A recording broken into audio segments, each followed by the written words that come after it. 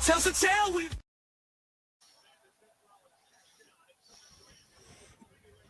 Ladies and gentlemen, it is Sunday night. It is time for the PLE Patrol. As I'm watching LA Knight walking into the building, we are doing Clash in Paris. We already know that it was live this afternoon, guys, but due to some real life circumstances, we've decided to keep it at 8 p.m. tonight. I'm with Chris Parrish and OMD. How are you guys doing tonight?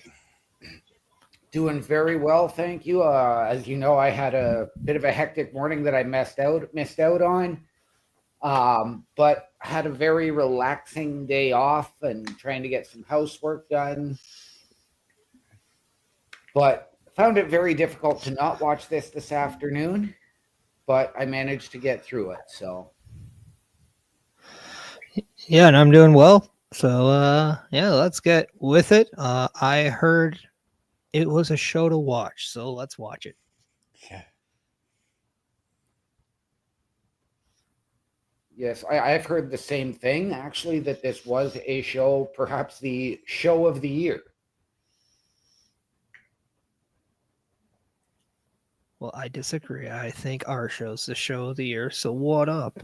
Yeah.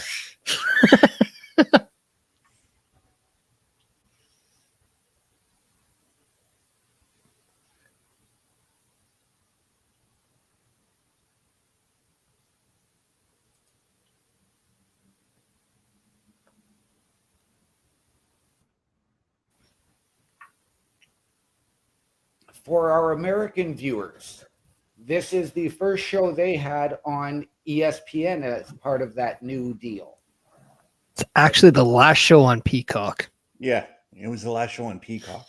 Yes. The first show is WrestlePalooza. It's okay. You can finish hard. Yeah, we got 4 hours. Yeah. Around 4 hours, so you got time. Yeah.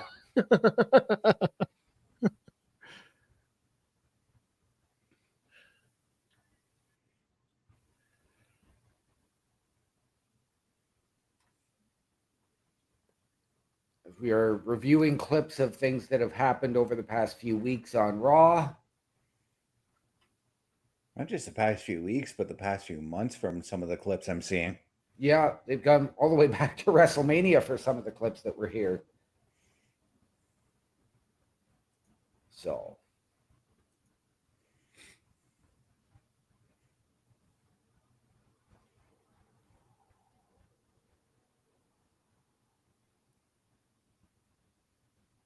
And we know that the crowd in Europe is always hot. How loud are we expecting this tonight? On a scale of pin drop, and I'm gonna go with Yeah.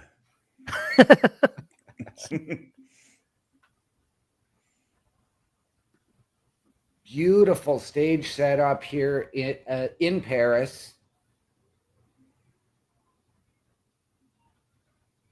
Love the Eiffel Tower entranceway, basically. Yeah. Yeah, they actually unveiled it in a teaser last night, which some people I don't think got the whole like scale of what we're getting. It wasn't really much of a light show; it was just a simple little photo, but a lot of people were very much liking it. But take a look at that crowd. Yeah.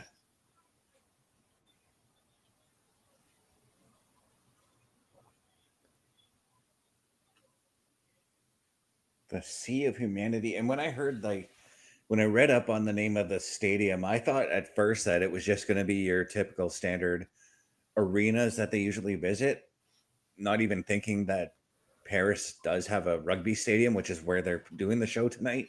Mm-hmm. Yes.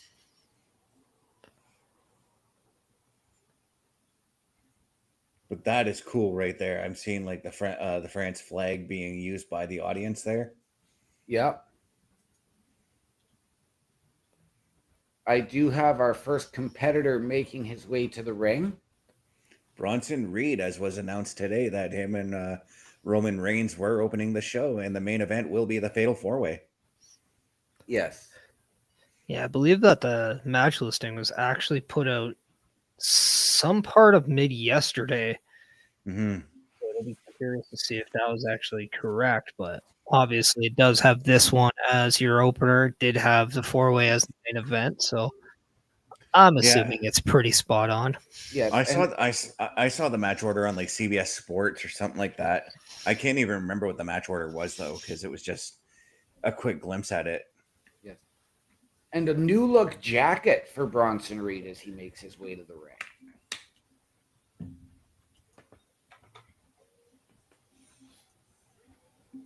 Maybe he stole some of that fur off of Seth Rollins in the first stuff he wears. Yeah. I mean, he is the tribal thief after all. He is. Yeah, but he's also big enough to kill whoever owned that fur to begin with. Yeah. Yes.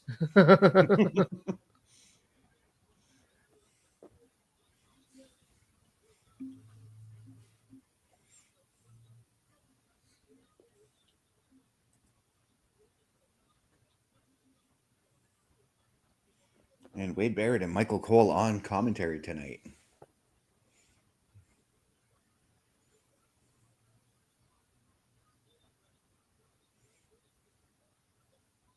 And the French announce table at ringside tonight. Well, that kind of makes sense given that they're in France. It does. But where is Ray Rougeau? Why is Ray Rougeau not on commentary? Because he's busy being a mayor in a small town in Quebec right now. Yeah. He actually, yeah.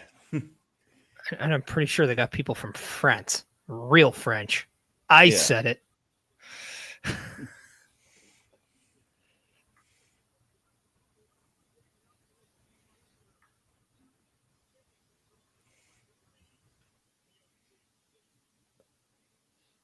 Yeah, because if I'm not mistaken, the Canadian French announcers are actually Ray Rougeau, and I think the other one is Pat Laprade, if I'm not mistaken.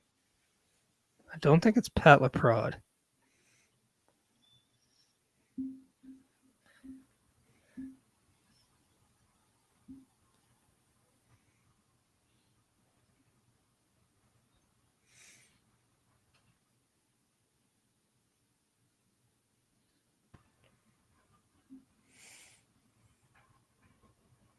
And I'm acknowledging our tribal chief as he makes his way to the ring. Yes. The sea of ones went up rather quickly with a very, very thunderous pop as Big Joe makes his way into our chat, saying interesting that wrestlers typically turned into recent politicians. He meant to say decent. Oh, yes, decent. But yes, good evening, Joe. It is great to have you here. Great to see you, brother. Thank you for stopping in as always. We love having you here.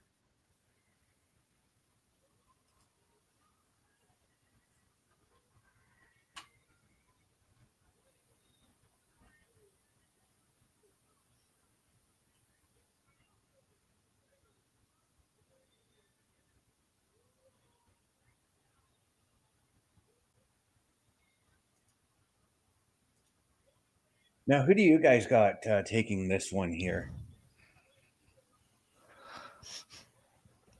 Well, I'm going to start with logic, and knowing this is the match that starts, knowing the match that ends, I do not see Seth Rollins losing that title. So I'm going to go with a positive way to start your show. I do think Roman Reigns wins this match, but I would love to see Bronson Reed get it because I think a win over Roman Reigns and maybe something after where he puts him out, I think does a lot for Bronson Reed, and I would like to see that, especially with the amount of baby faces on the Raw roster. OMD, your thoughts?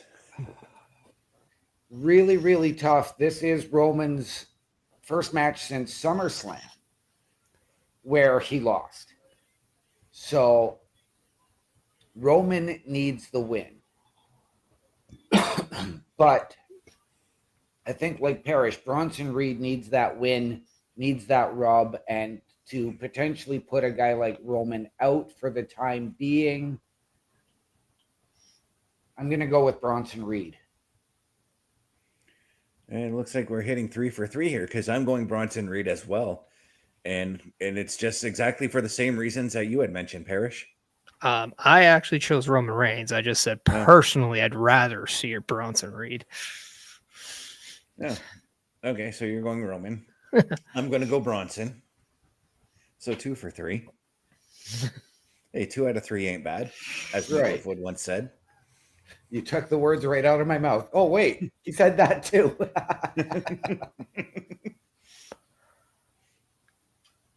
Wow.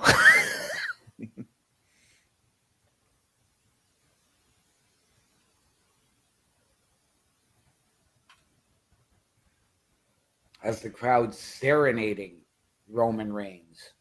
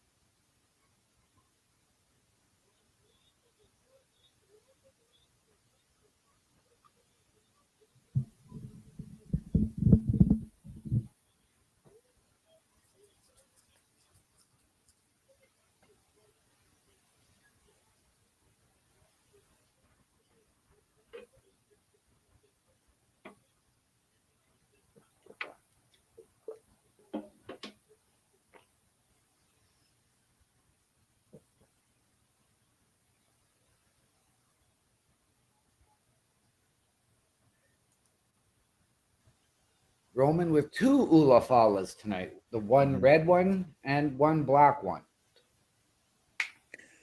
There's something I'm also thinking about. If Roman does take the win here, this could all be to build towards Roman potentially going to Seth, and he goes through Bronson tonight, Braun on a future show, and then he gets to Seth.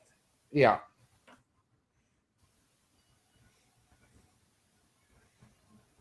I guess that all depends if Roman is gonna, because he is filming a movie, is he? No, He does have Street Fighter coming up that he is going to film. Yeah, I guess it's like, does he take time off for filming or not? I would think so. That's why I said a future show. So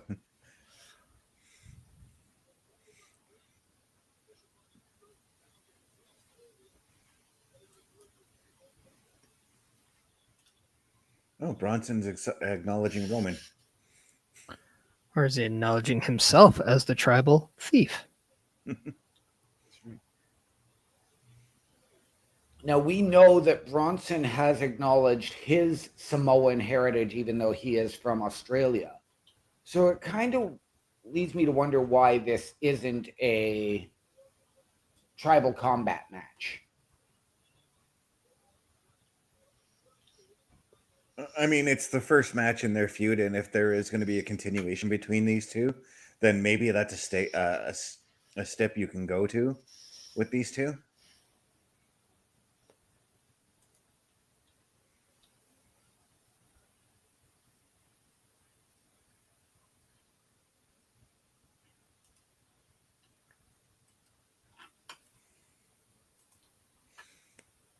But since we are talking about stipulations that tend to feature Samoan wrestlers, I played my first Bloodline rules match today on 2K25. Okay. It's interesting. We'll be show. I think we're gonna have to show it on the PlayStation Showcase on Wednesday. All right. I played it as Abyss fighting AJ Styles. Nice. And I was going to say, due to the new PLE Patrol intro for tonight, I'm guessing those images in that video did come from 2K25. Yes.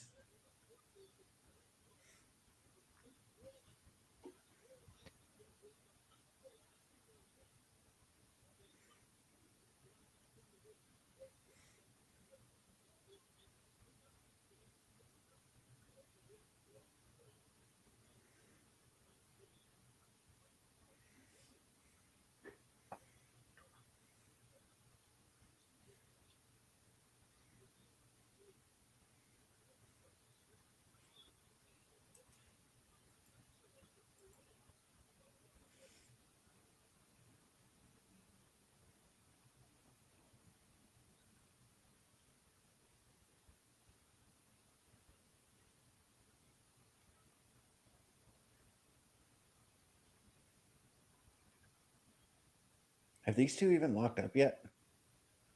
Nope. There we go.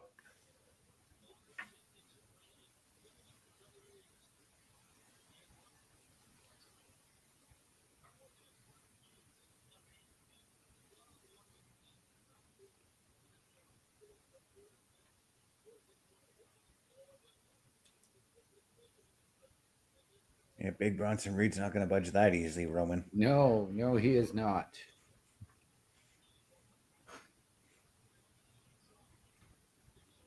But neither does Roman. I mean, Roman's granted, he's not as big as Bronson Reed is, but Roman is a hard guy to take down as well. Yes. Where Bronson has the girth, Roman has the height. They both deliver the power and the strength.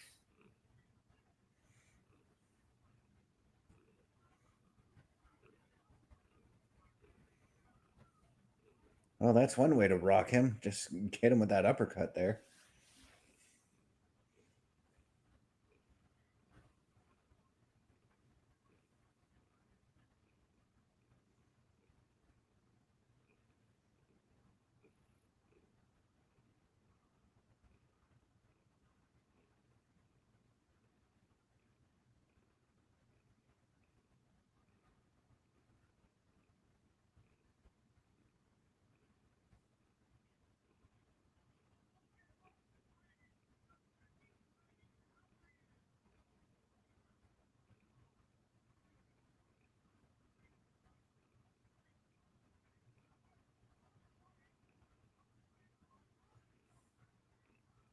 Oh, wow. Yeah, you're not going to. Oh, maybe you are. I was going to say Roman's not going to get him up that easy, but well, no, he's having a hard time. Oh, shifted his weight down on him. Yep.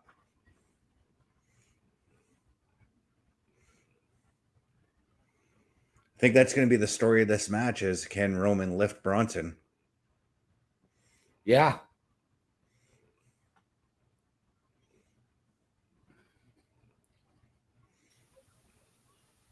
I think he can. I believe him. I believe in you, Roman. I do too.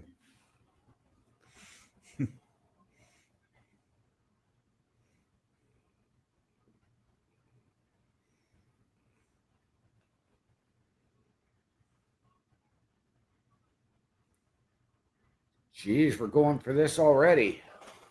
Yeah, I was going to say, looking for the table spot, not even like 15 minutes into the show.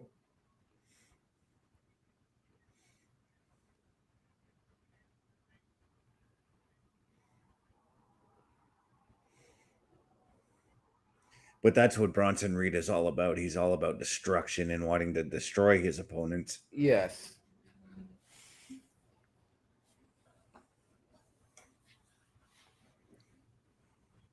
And the look of the ring posts tonight makes them look, and it seems like they're going to feel a little bit harder for our viewing audience. Mm-hmm. They did, yeah. They had the same look on SmackDown too. It had me wondering what happened to the LED videos that they put on there usually.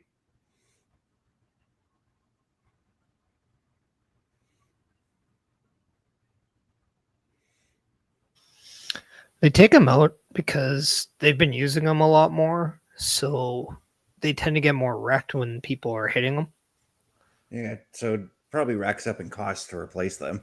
Yeah, so I think WWE only does it for like really, really big events like WrestleMania or SummerSlam. Mm-hmm. Bronson with his tribute to Mark Henry.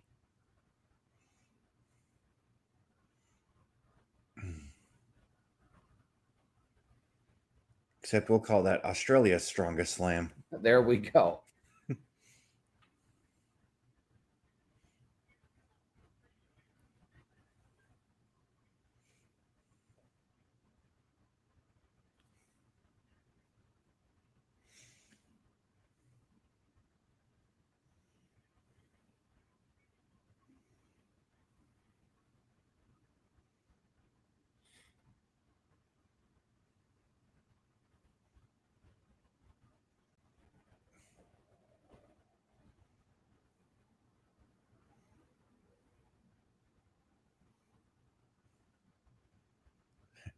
Well, I was going to say there are shades of Earthquake from Bronson there with him flexing and not showing any muscle, just like Earthquake used to do. Yep.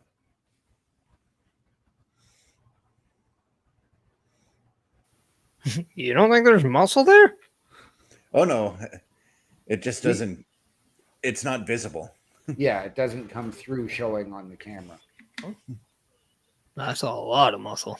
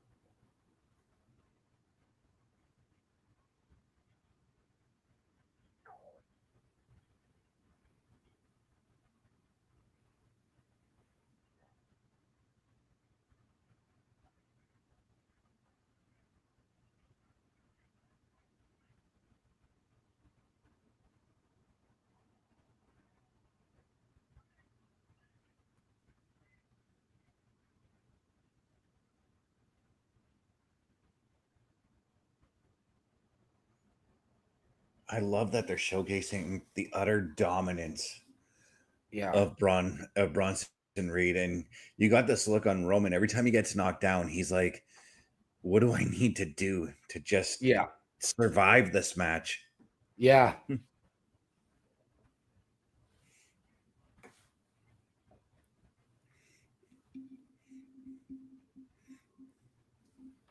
Really showcasing why Bronson Reed is part of the vision of the future of the industry.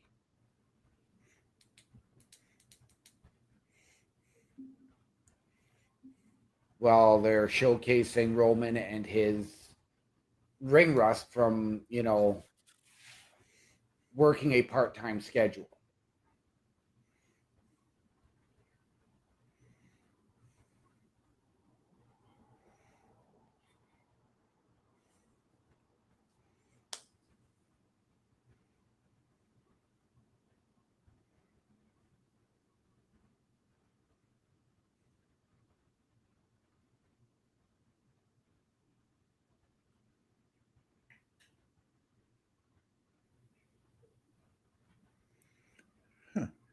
That green shirt guy who usually sits front row center is actually at this show. It's kind of weird. He usually Yes, doesn't he is. attend these European shows.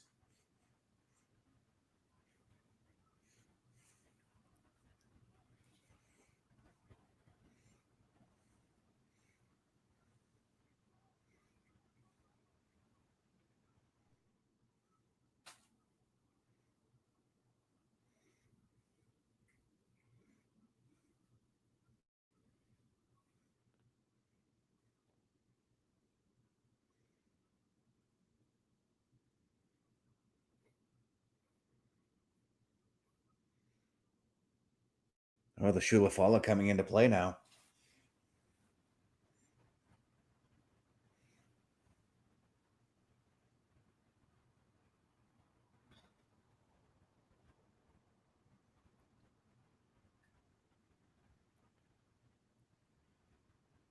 Or I guess Bronson was just. Yeah, I was going to say, is Bronson looking to add to it here mid-match? No, I think he was just putting on show for everybody.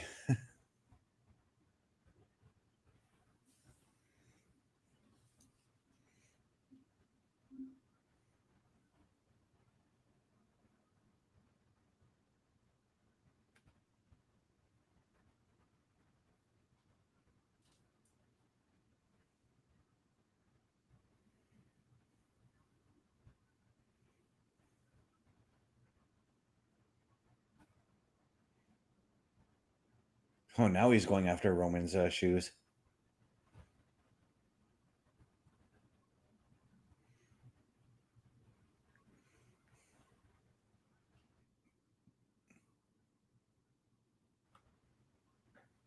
He tried, but received a few boots to the head and pushed into the ropes. Yep.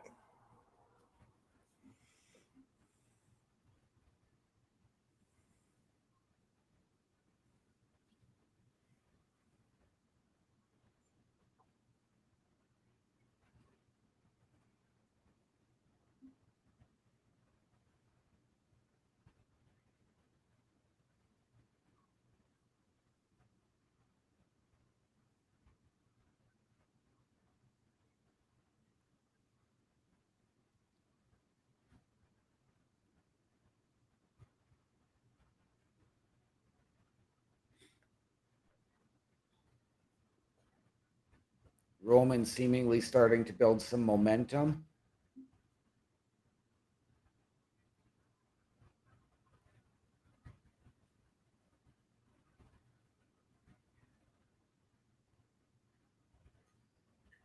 And a move from Roman we haven't seen in quite some time. Oh, the drive-by. I mean, in a situation like this, I mean, you might have to pull out some of your old maneuvers in order to just get that advantage, you know? Yeah.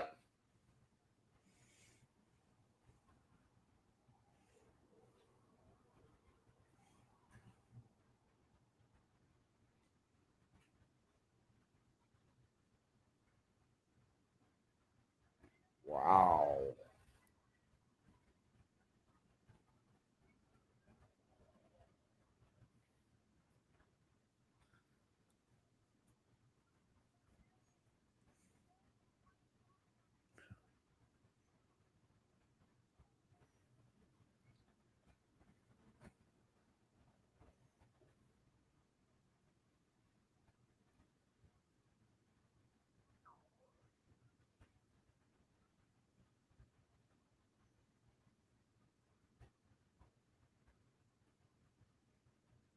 It just seems like right now Bronson has an answer for everything Roman has thrown at him.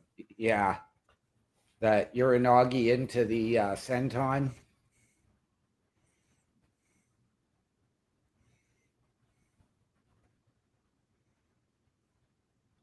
But what a fantastic match to open Clash in Paris. Yeah.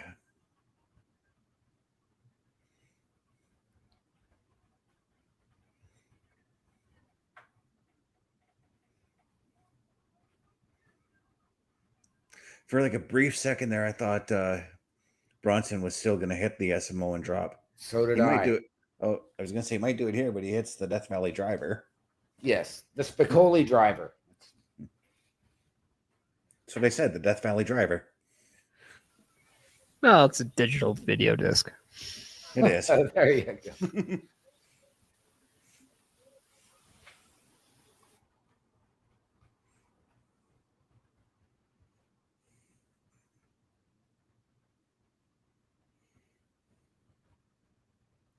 Oh, and Bronson with the old thumbs up, thumbs down signal.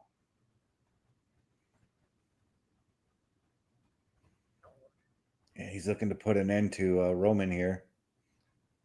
That was not something I expected to see out of Bronson Reed.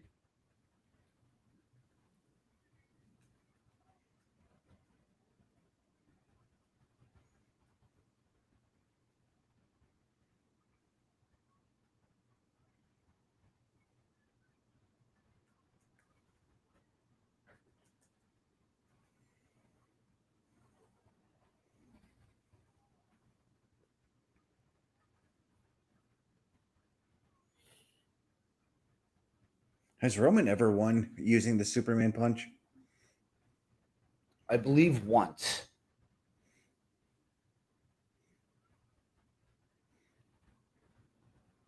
But I believe he had also already hit the spear, and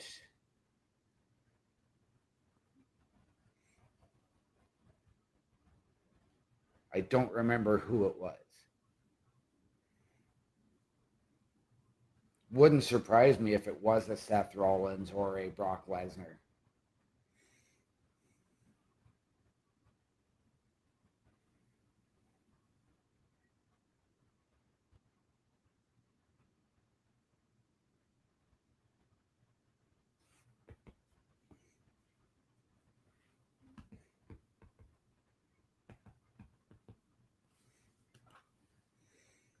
I think Roman's lining up the spear maybe. But again, something I never thought I would see out of Bronson Reed. A front drop kick. I took one from Bronson, or I took one from Bronson on 2K25 earlier.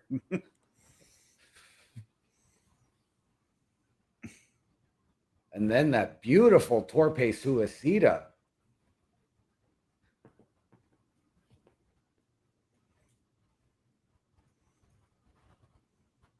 People tend to forget just how agile this dude is, and Yeah. we've always compared him to the likes of Vader, Bam Bam Bigelow, even Yokozuna. All big guys who had tremendous amounts of agility in them. Oh yeah.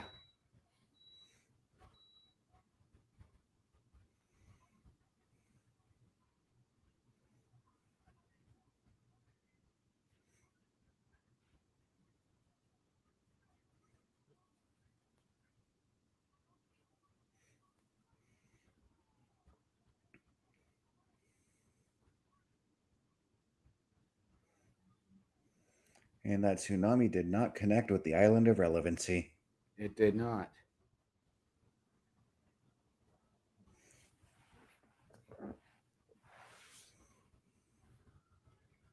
Wow.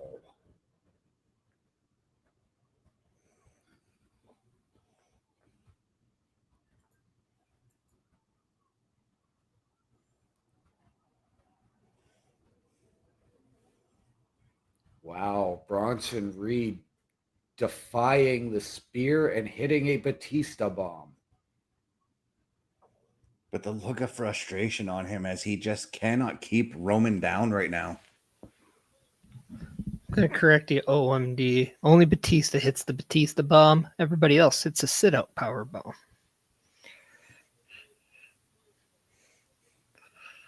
You and your technicalities, Parrish. It was a sit-out power bomb before Batista. It's a sit-out power bomb after him. Yep.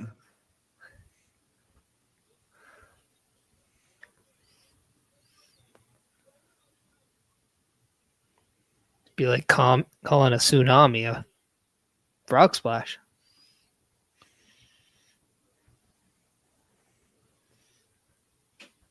Or a superfly splash.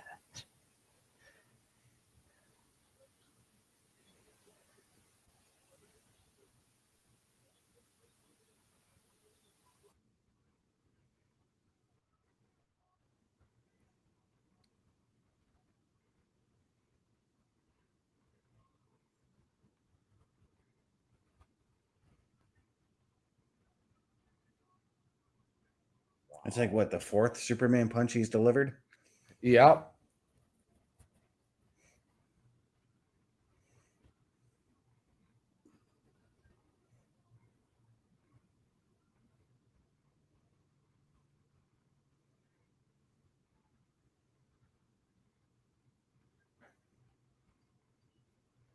Oh, Roman lining up for another spear here.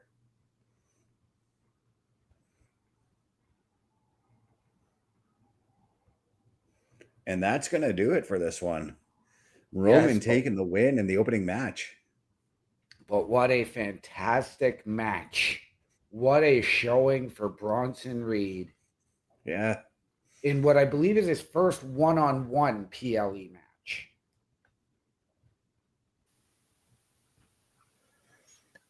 I mean, now I'll go technicalities because there were PLEs in NXT too where he was on. Yeah. But I don't know if it was his first one on the Raw roster. You might be right on that one.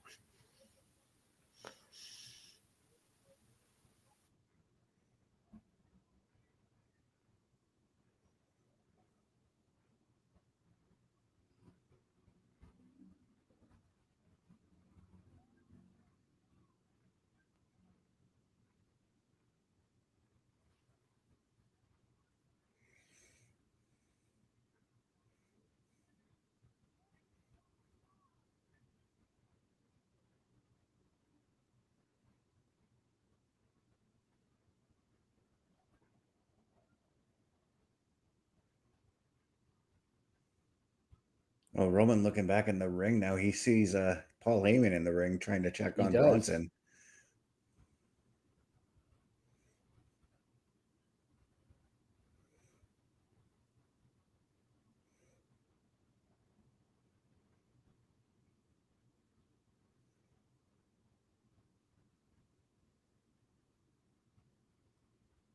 Paul sensing imminent danger.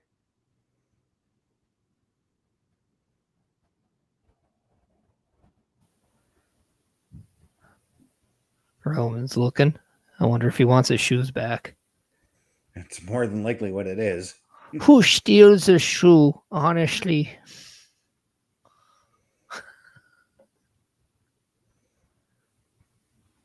Hope Roman doesn't get a kick out of what he's about to do next. Did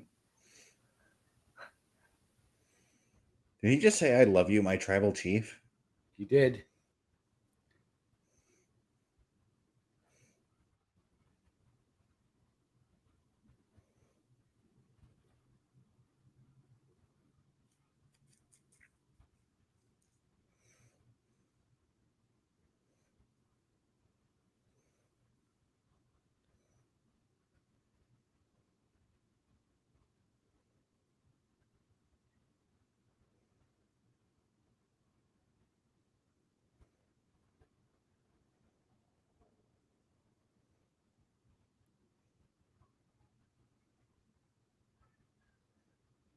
They've been returned. Roman's got his shoes back. They have. Praise the Lords and footlockers everywhere. And Roman hitting his guillotine right now. Oh. Go to sleep, Paul Heyman. Somebody else does that move best. Yeah. Now, does that take Paul Heyman out of the equation for the main event tonight? It has to.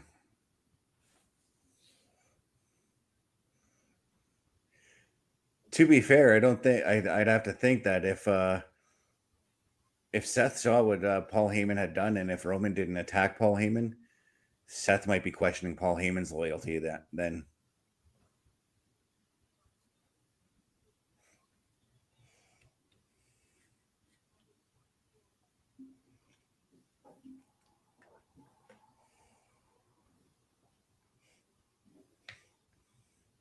But they are really taking their time with Roman celebrating this win. Well, they had to cut his shoelaces, man.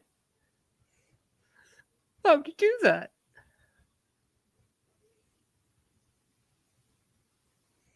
Oh, He's Roman's gonna- going to autograph them and give them out.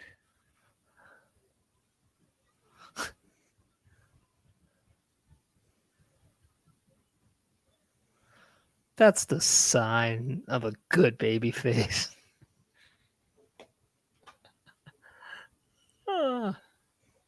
Yeah. And there's the sign of a fantastic heel.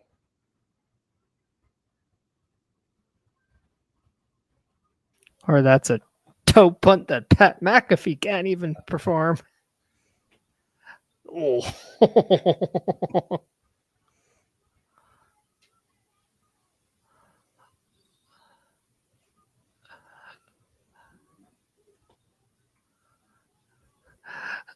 Braun Breaker definitely worked arms in the last day or two.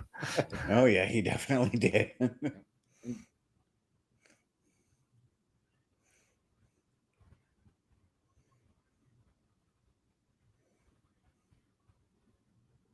Oh, Jelly Roll's in the crowd.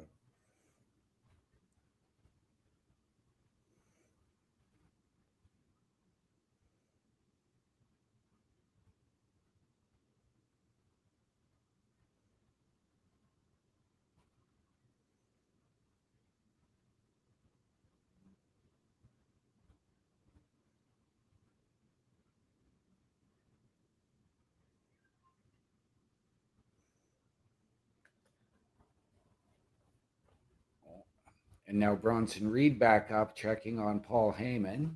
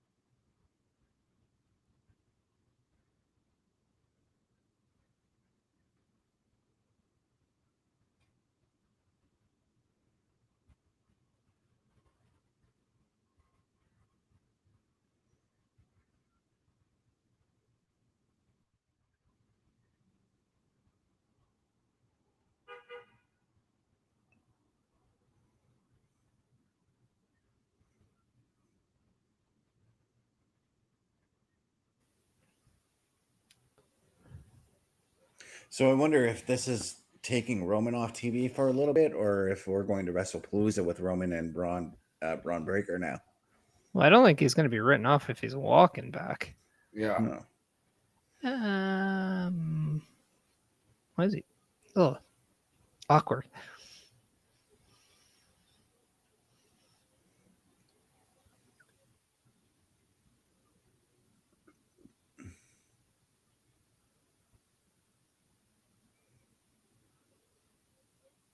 Roman saying, "Keep your hands off of me." Oh,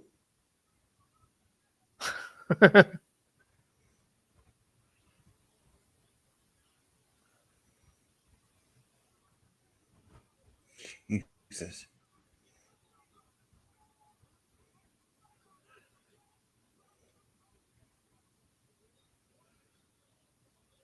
I think it took Braun Breaker longer to take his shirt off after the spear than it did to take him to hit it.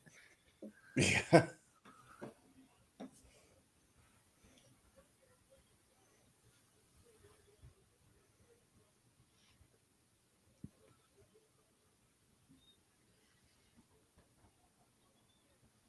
well, I think we are getting exactly what Parrish called. Well, I just said if he's filming, like it makes sense. Yeah, exactly. But if he doesn't, then this is a good way. Like he is the king of epic returns anyway. So like, yes, but it just does this not night does not stream like just a day for the Vision to kick the crap out of everyone. yep. Like anybody think Seth Rollins is actually losing this title tonight? No, So what point does it make to like Bronson took a loss? This is how you get your heat back. We've seen this multiple times with all the like how many times did Roman do this in the bloodline? yeah, Somebody in the bloodline loses Yeah. and they just beat the crap out of everyone. Like you almost can put parallels between the Vision and the bloodline right now. yes, Especially with the way like Roman talked to Jey and Seth talks to Braun. yep.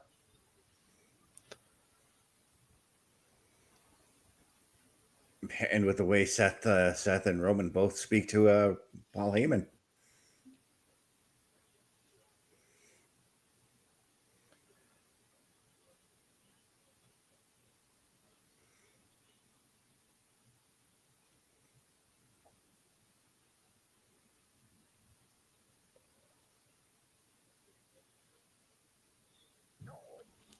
And I don't think this is done. I don't either. They're taking forever to leave. they're taking as long to leave as Roman usually does to get to the ring.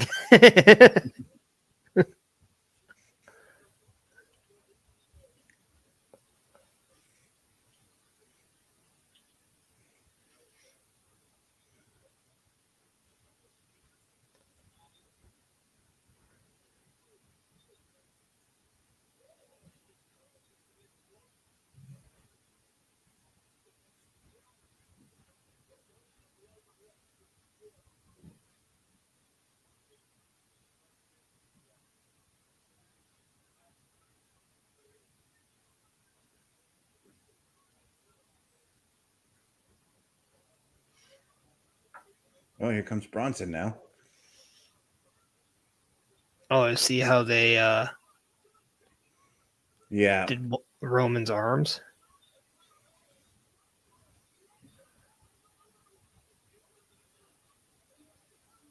That's why. Yeah.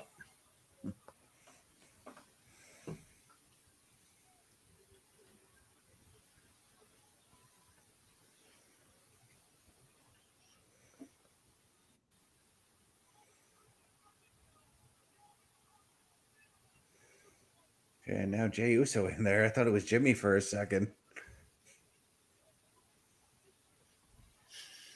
Then I saw Yeet written all over his gear. I'm like, okay, that's Jay. Hey, Jimmy eats too. He just doesn't make as much on the merch sales.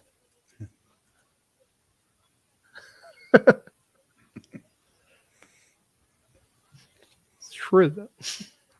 It is.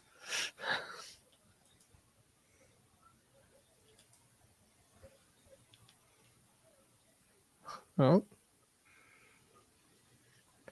It Now- appears they're looking to take Jey out of the main event.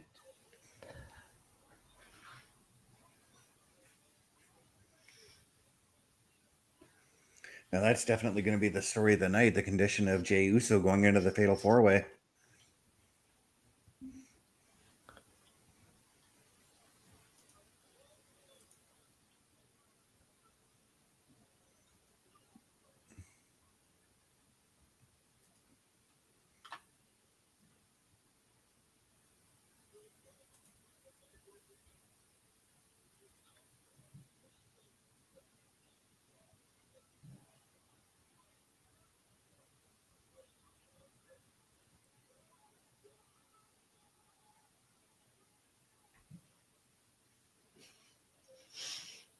well, Bronson Reed definitely doesn't look much like a loser tonight. Oh, no, he doesn't.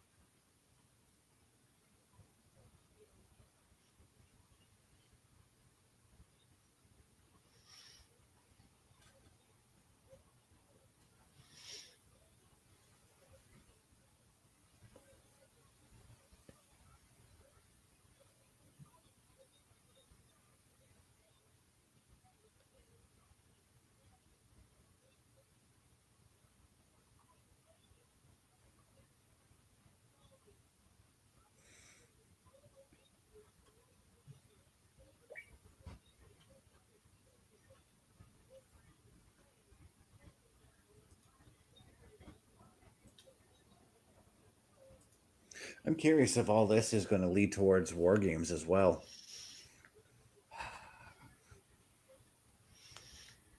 It could, but I think if anything, I think that this is, depending on how long Roman's away filming too. I don't think we're going to see that. I don't think we'll see Roman's return at War Games. That War Games is also one of the pay-per-views Roman likes to return at, though. I know.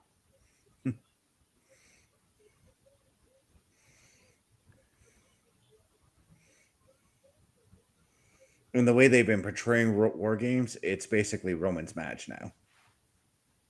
It used to be Adam Cole's match, but the Undisputed Era's. Well, Io Sky's been in the same amount too, guys. Let's not forget that. That's and true. pretty sure Rhea Ripley has as well. Yeah.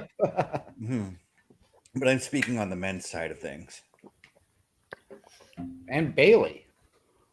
Bailey hasn't been in as much as the other two. Yeah, Io's been in every single one of them since it started in WWE, I should say.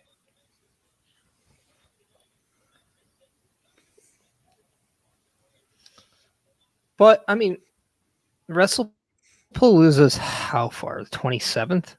Yeah, like 3 weeks. Just under 4. The 20th. Was it the 20th? Oh yeah. So I mean, I would say that's enough time for Roman to come back to. 3 weeks. Yeah. He only got splashed a couple of times. I mean, he was taken out on a stretcher. But as you guys question if that's too long or not, let's play our Help Wanted and calendar ad since it's almost been an hour into the show. Turnbuckle Studios and the Turnbuckle Affiliation Program bring you the week of streams.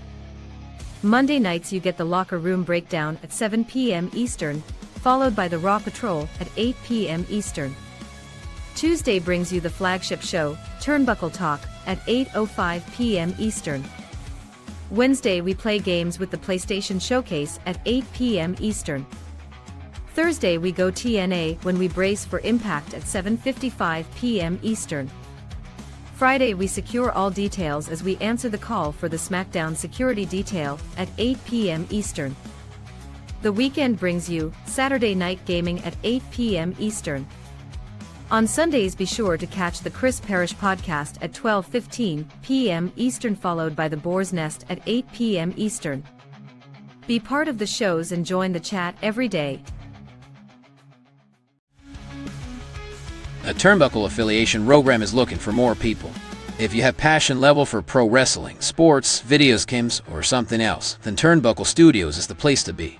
If you have ever wanted to pursue content creation and want to join our team, then we would love to have you. Check out turnbucklestudios.org or contact us by email today, because your future is now, and we want you to tap in.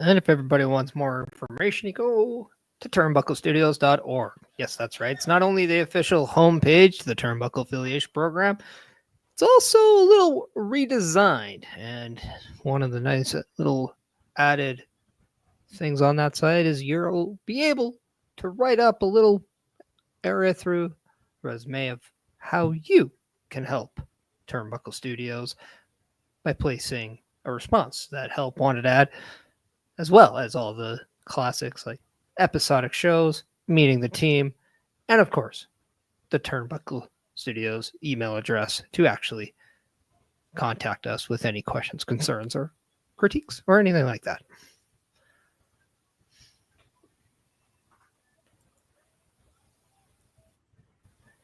I didn't even recognize that was Post Malone beside Jelly Me Roll. neither.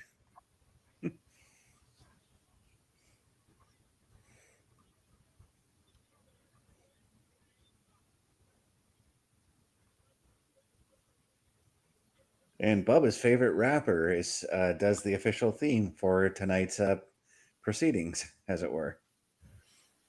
Tiesto. Sexy Red.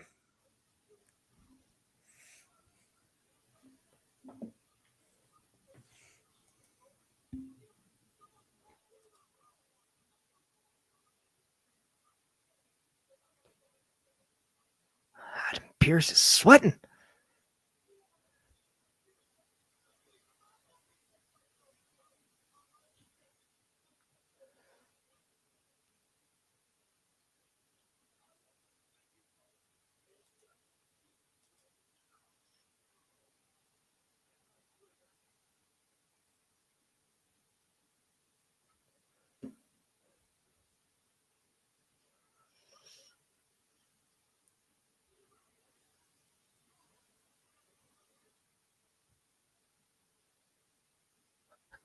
Poor Bronson. He doesn't even get to change. No. I wonder if Seth lets him use the bus. But coming up next, tag team title action, Street Profits and the Wyatt Sicks. This is going to be a heck of a match here. Yes, and the Street Profits with a Borderlands entrance.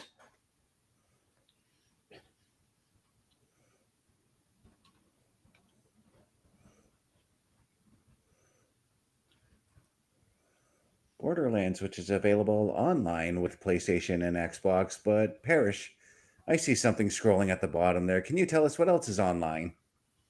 Stuff that would get us kicked off the air. But if you're not into those kind of purchases, then be sure to check out carlcarafel.redbubble.com. That's right. If you want any of the memorabilia that can be considered Turnbuckle Studios, whether or not you want a Bubba Do shirt, you want a Locker Room Visit t-shirt, maybe just maybe you want one of those Saturday Night Gaming hoodies, you can get all that plus more. Why? Because there is Bess, what's that P word that we like to use? A plethora of different things. Well, that's multiple words. I just asked for a P word. But thank you. You can go and check out carlcarafel.redbubble.com, because what you wear is up to you.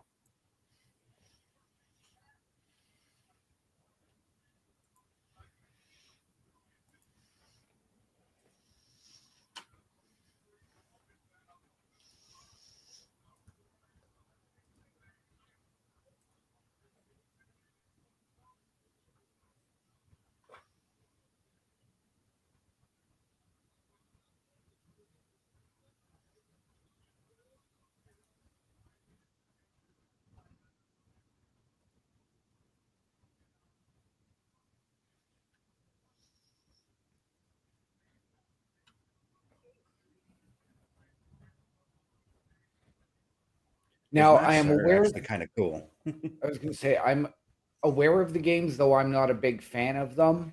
Is BFAB wearing something that is Borderlands inspired as well, or is it just Montez and Dawkins? I don't They've play all the got games. something. They've all got something from Borderlands on. Okay. They're wearing I can't remember. They're kind of like the foot soldiers in the game. The type of masks they're wearing. I can't remember the exact name of them.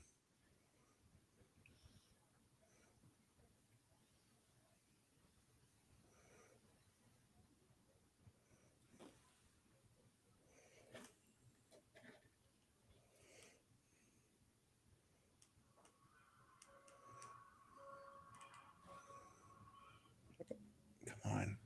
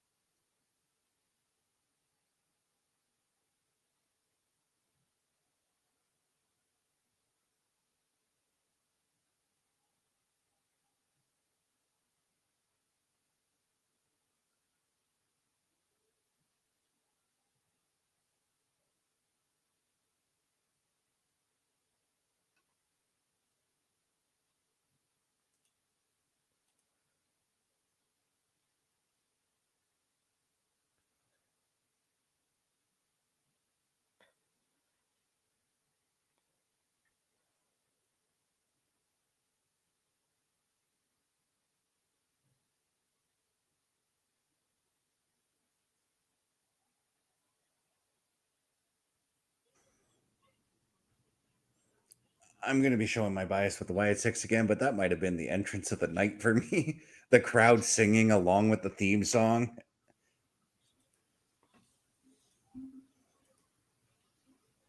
I don't know if you caught this. You could sort of see the blue, white, and red at the far end of the ring going around the crowd for the flag.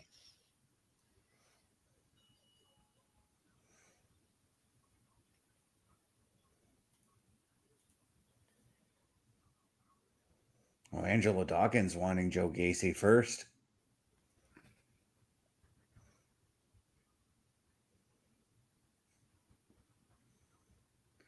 Montez is like, all right, I'll let you have him. Yep.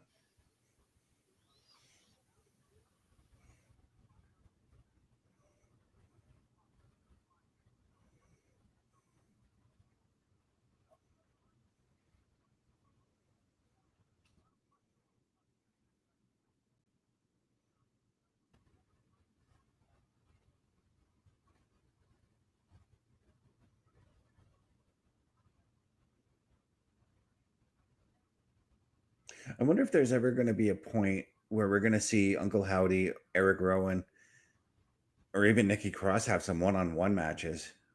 Right? I mean, this past Friday, we had our first Bo Dallas sightings in a long time. I was going to say, I get a feeling that Nikki Cross is interjecting herself into the women's title picture on SmackDown as well, especially with how she showed up in the background of the one segment there. Yes. Or sorry, the women's US title. That's what I meant. Yes. Do you think it's just a matter of the Wyatt Sicks wanting all titles now? It's possible. It's like a wrestling version. In order to control the whole show, you must be a champion.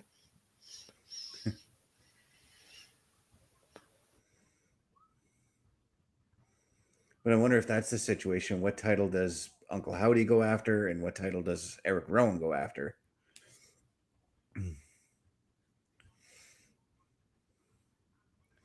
You would think, just based on size, it would be Uncle Howdy for the US and Rowan for the world, but I wouldn't be surprised to see them flip the script. and have Uncle Howdy go after the world title. Yeah, that's Well, what I and- was going to say too. Yeah, I was going to say in that sense, it makes sense for Uncle Howdy because he's the leader of the group, and usually the leader of the stable is the one that goes after the big one. Yeah.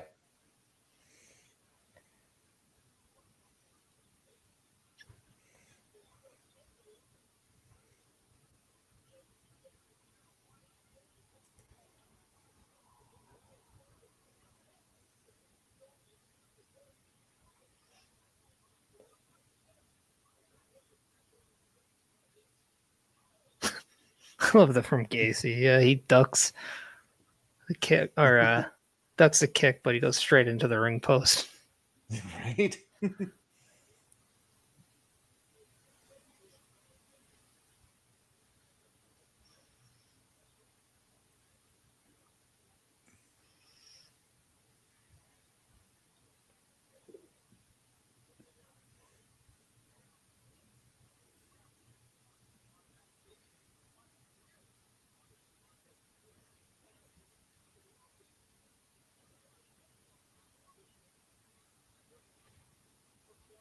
Because, yeah, I don't think we have seen Uncle Howdy or Eric Rowan actually in action in a match since the return. Nikki Cross hasn't wrestled either. No. Oh no, she was in a battle royal some time ago as well. But she didn't stay long in that battle royal. That's the other thing.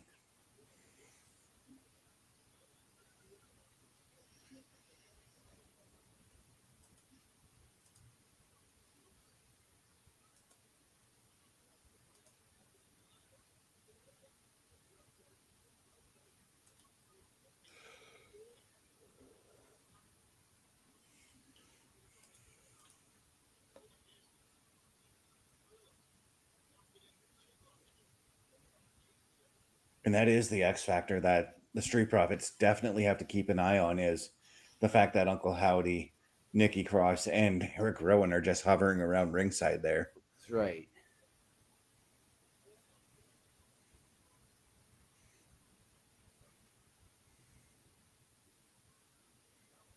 Not to mention, I mean, like the rest of the SmackDown Tag Team division definitely has their eyes on this match. Oh, 100% they do.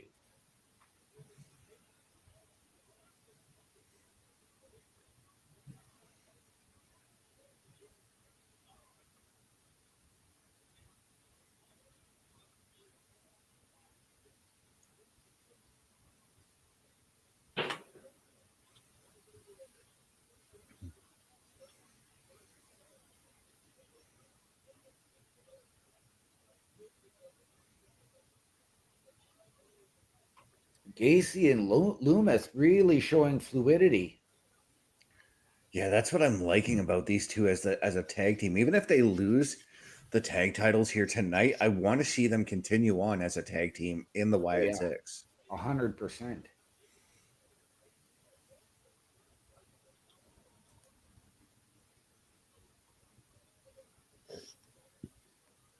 And that's one thing I'm actually happy for when it comes to Dexter Loomis specifically, because for a while there, when he came to the main roster, it kind of seemed like he was floundering a little bit with not even really having anything to do until he was given this opportunity.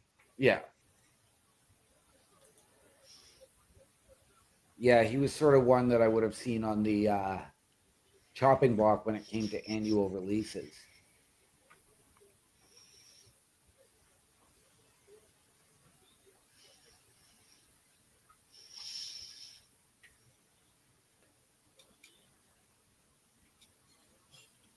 I mean, he did have that whole stalker gimmick with the Miz. I thought that was interesting to start. The way he would just randomly show up in the Miz's matches in the most random places. I loved it. Yep.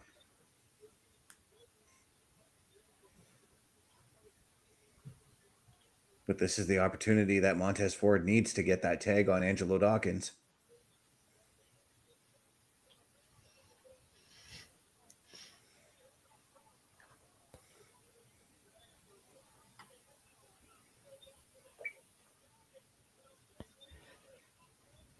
And Dawkins just a house of fire after getting that tag.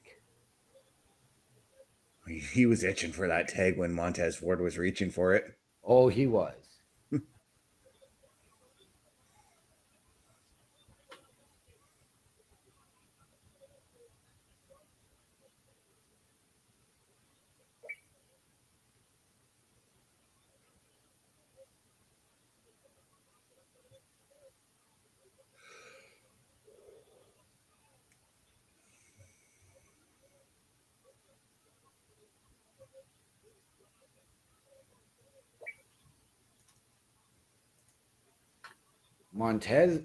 Dawkins doing something we don't normally see.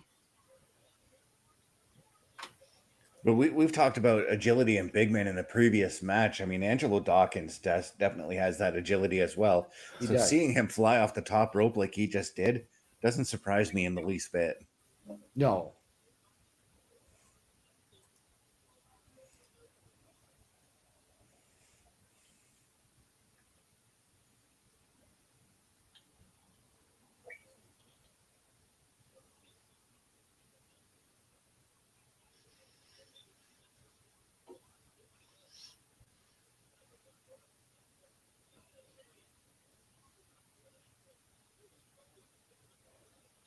Montez Ford knocked out at ringside somewhere, I take it. Oh, there he is. There he is.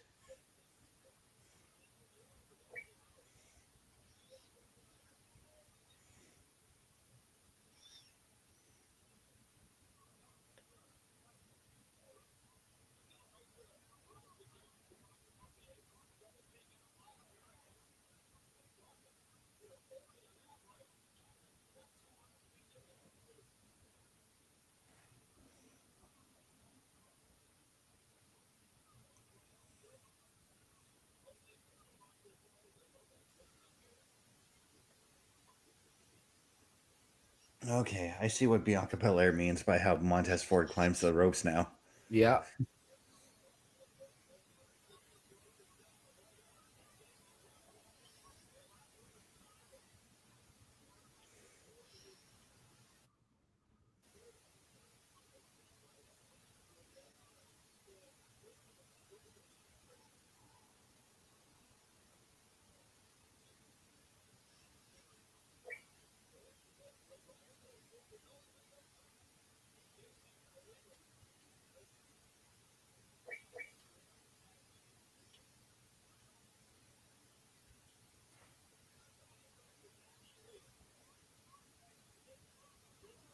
Oh, we're looking for a doomsday device here. No, we went American male style.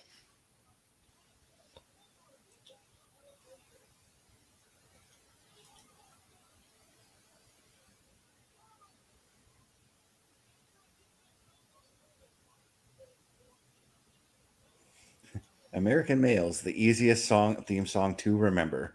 Right?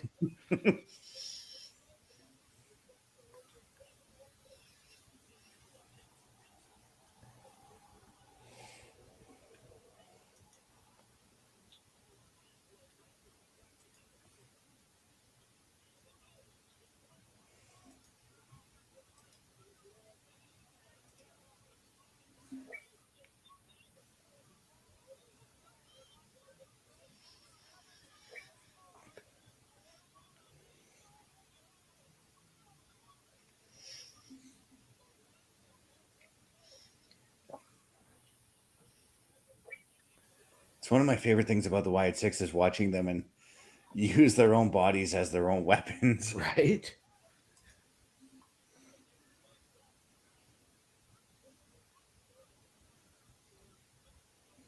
But this has been one hell of a tag team title match here. Oh, This showcasing that the tag team titles should be featured more on PLEs. yes. And this is the second PLE in a row that these particular tag titles have been on the show, though. Well, I mean, I'll just take a regular, like, good match. Like, give it time. Like, we want the time for the stories to develop. We want time for the feuds to develop. And then by the time you get to the matches, like, they matter. And that's what I think has been the payoff in this tag team division, that the matches matter. Mm-hmm. Yeah.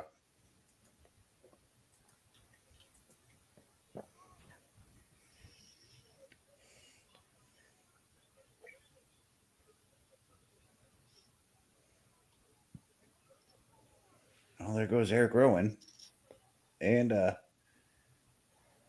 Dexter. Oh, Nikki Cross getting involved now.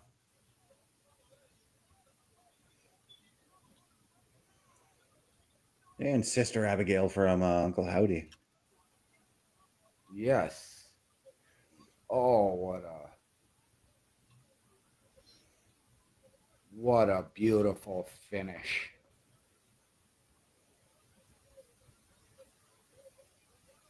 Yeah, that suplex into the powerbomb, I love it. The one thing that I would be curious to see if they were to alter that is turn that into a Falcon Arrow sit-out powerbomb.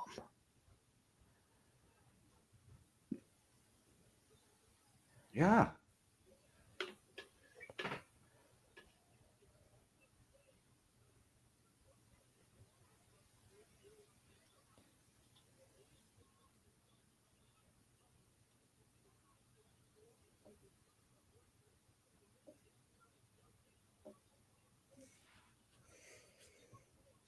But this is proof positive for why DIY was saying that the tag team division needs to unite against the Wyatt Sicks. Yep. It's because of moments like what we just saw here. Absolutely. Well, we also saw a lot of arguments from the Street Profits at the beginning of this match, which is very uncharacteristic of that team. And BFAB was almost playing middle woman there, trying to get everyone on the same page. That is definitely something we're not used to seeing. So that is something that the mind games of the Wyatt Sicks can do. Right. But you do have to have a mental, like just a very strong mental head to be able to not deal with the mind games. Right.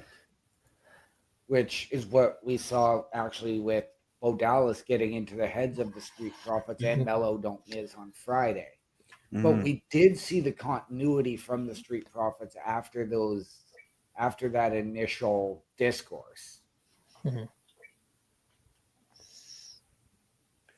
But by that point, I think it may have been too late for the Street Profits because, as you said, I mean, we saw Bo Dallas all on Friday just getting into the heads of both contenders for that number one contenders match. And let's face it, I think the Wyatt Sicks were already in the Miz's head for it because that was the reason why the Miz went to SmackDown.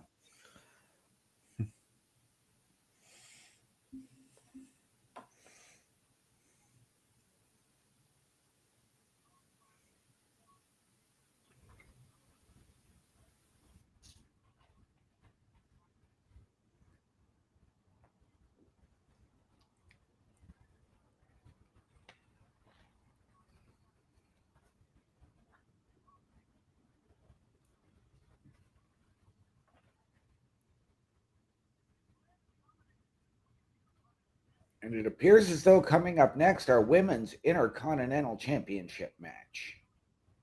Yeah, I kind of figured this match was going to be somewhere in the middle.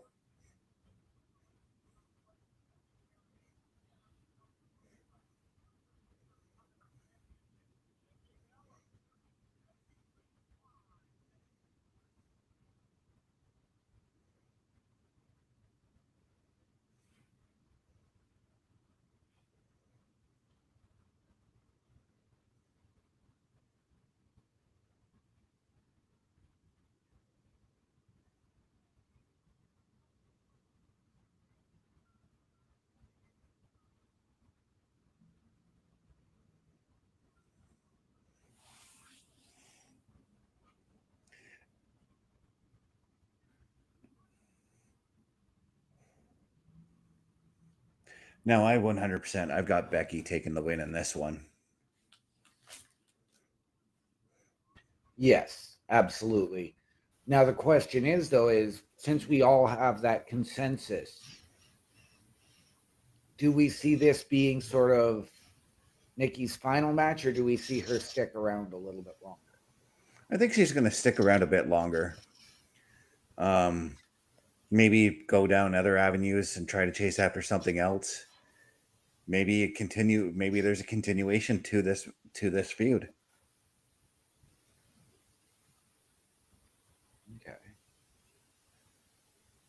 Maybe Brie makes her return and they decide to go after the women's tag titles. Right. But I'm pretty sure Brie's actually done with the in-ring.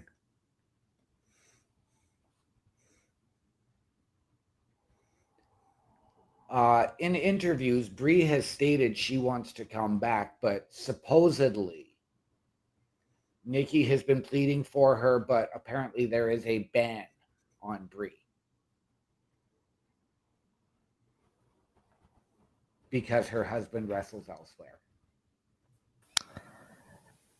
That does not make any sense, because then why when Malachi Black was wrestling in AEW, why wasn't Zelina Vega banned? Yeah. Oh, I know.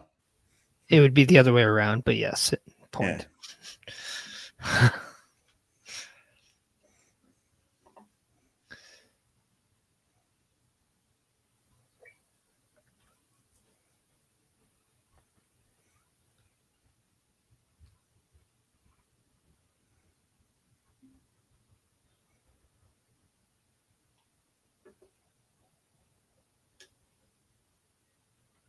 I feel like Brie has already showed up in WWE anyway since Daniel Bryan went over there.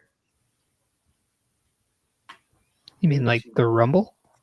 Yeah.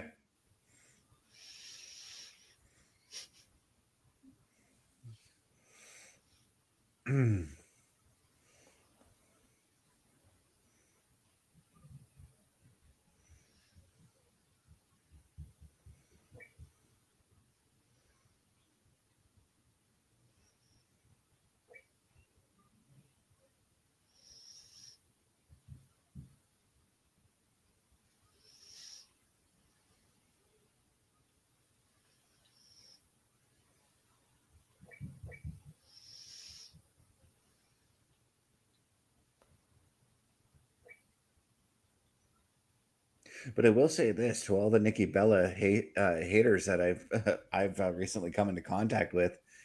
I feel like this is going to be a far better match than they think it is. 100%. I have doubts because of who's coming down the aisle, but I'm open to be surprised.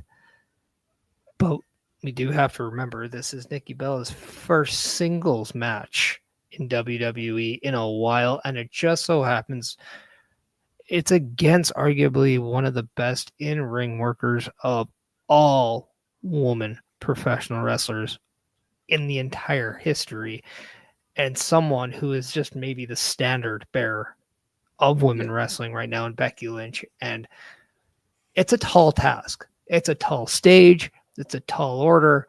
We'll see if Nikki Bella is up for it, but this division is much different. It moves different. Mm-hmm. Is she polished enough to be able to hang her hat on her upcoming performance?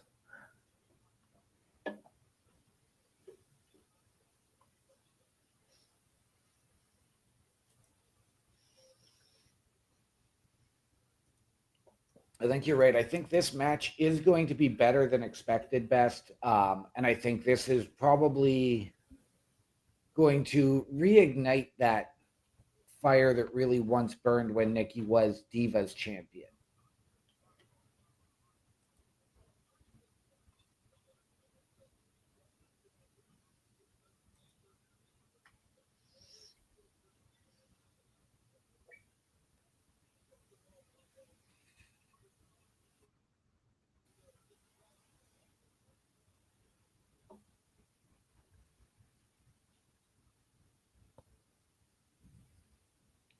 Seeing Becky's silhouette up against the Eiffel Tower there gave me Rage Against the Machine vibes, not gonna lie.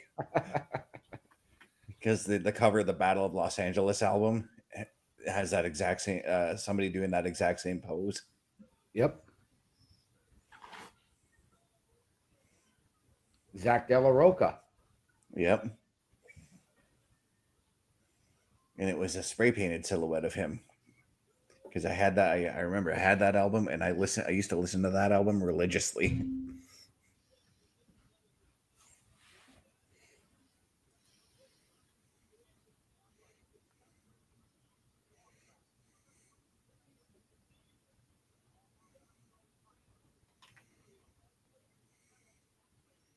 But as we're watching our women's Intercontinental Champion showcase her championship as she's getting ready for the match, I found out today that on YouTube they uploaded yesterday's ROH PLE on the official ROH website.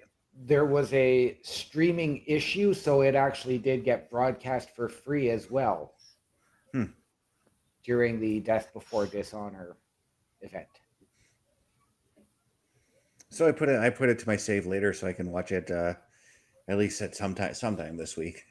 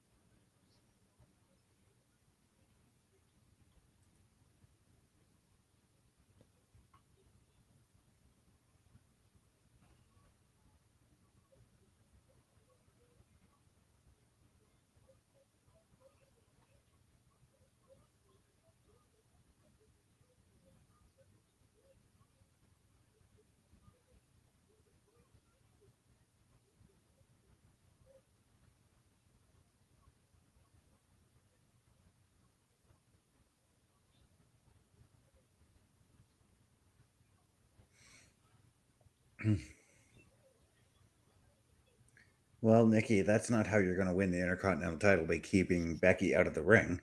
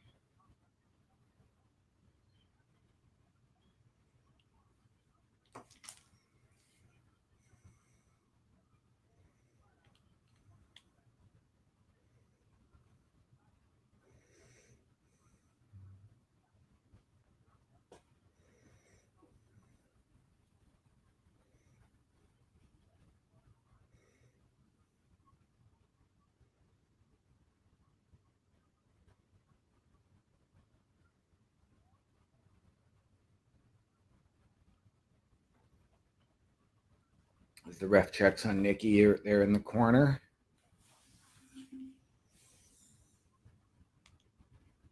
I think the only way I could possibly see Becky losing this title, and just hear me out here, is if Lyra Valkyria shows up and interferes.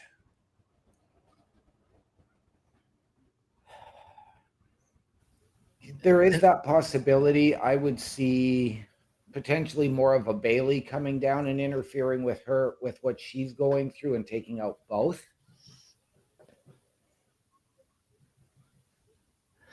We have not seen Lyra get in the business of Becky Lynch since the match they had at SummerSlam. Yes, because Lyra cannot challenge as long as Becky is champion. No, but my point is, why would she all of a sudden come out and cost Becky Lynch the title Now I understand them, and the thing is not Right. that she can challenge for the title again, but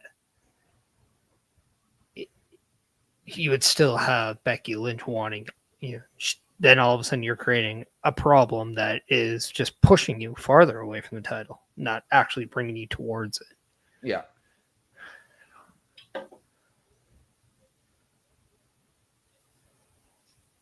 But even though we haven't seen Lyra like near Becky, on Monday she did happen to just mention it in passing that she couldn't challenge for the Intercontinental title. Right. But I could honestly see, and again, this depends on if there is a draft or if they're going to do this transfer window. I could see Lyra moving to SmackDown and challenging a Julia, or maybe it's time you put that rocket ship to Lyra and move her into the women's world title picture to challenge Steph Vicaire, to challenge Rhea, to challenge Io. And that's something we're going to have to find out more about tomorrow night on Raw, as far as that goes. Yes.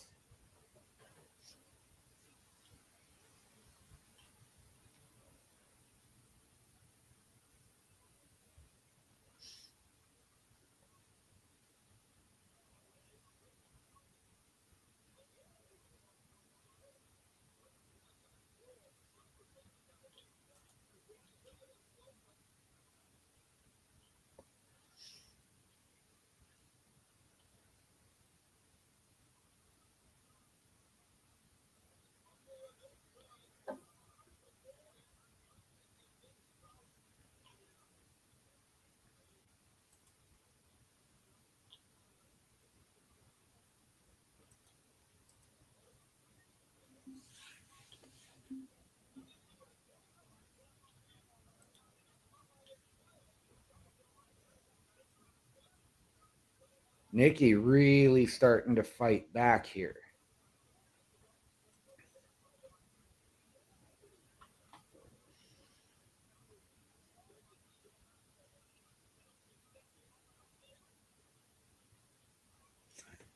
I like how she was trading. Well, she is trading back and forth right now between the two tables. Yeah.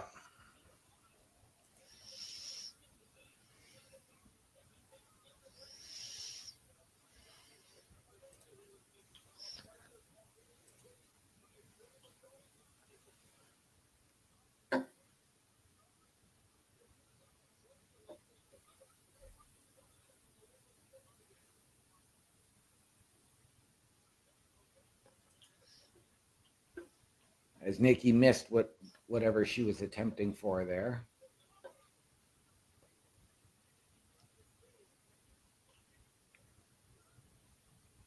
Missed by a lot. Becky was nowhere near her.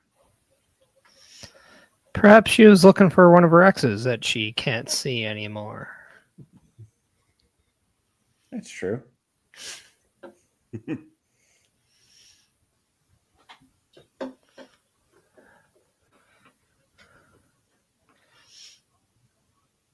But sadly, this is what I kind of feared with Nikki Bella, is that some of the ring rust would actually come back and show. Never once I thought she was ever put as the workhorse in any time frame. Right. And I think a lot of that is because, well, let's face it, like, not to be disrespectful, but she's not on the top echelon of women wrestlers. No. And she was on a time where women wrestlers didn't have a deep talent pool at the time. They were basically people hired and then trained to be wrestlers. They weren't the cut of what we have now. They were models. They were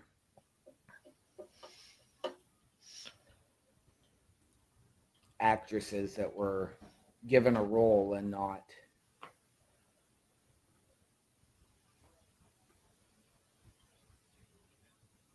really given a whole ton of time to train and develop before they were brought up. Yeah, and that's again, I'm kind of going to come to the defense of Nikki here, and that's the difference between Nikki, because she wasn't really hired for her looks, because she did have an impressive resume as far as the independent circuit goes.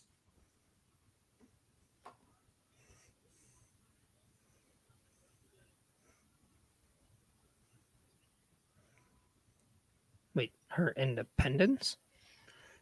Yeah, she spent time in the Indies before coming to the WWE.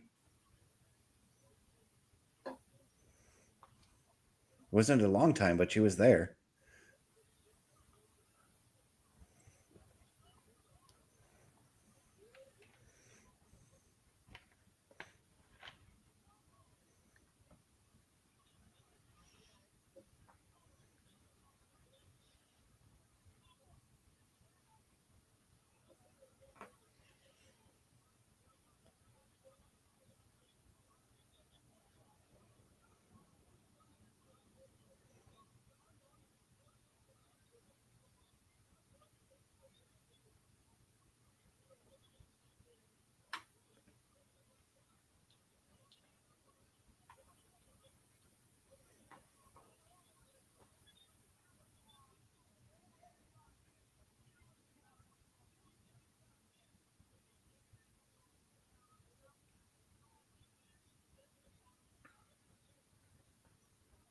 I am going to say this is that Nikki has shown more heart, more passion in this match than I think I've ever seen out of her.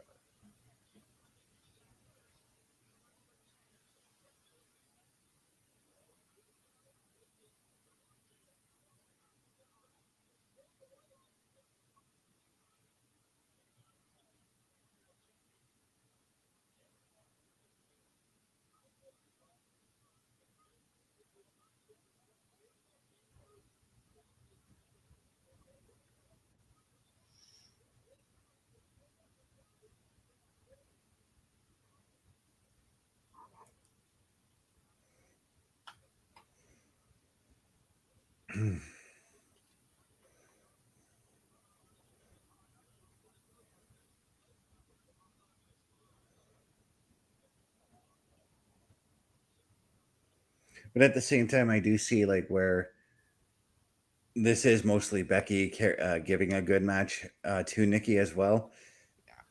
I mean, how many times has Bret Hart pulled a good match out of some of the worst wrestlers, right? Yeah. Same with Shawn Michaels.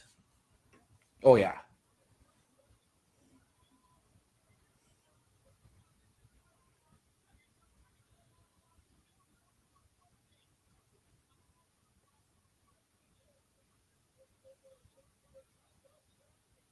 Even the Undertaker sometimes.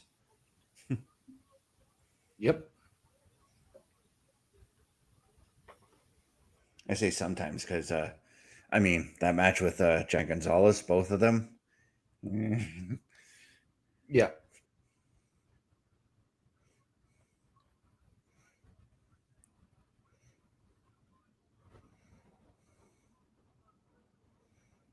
Nikki tearing or Becky tearing apart them stairs.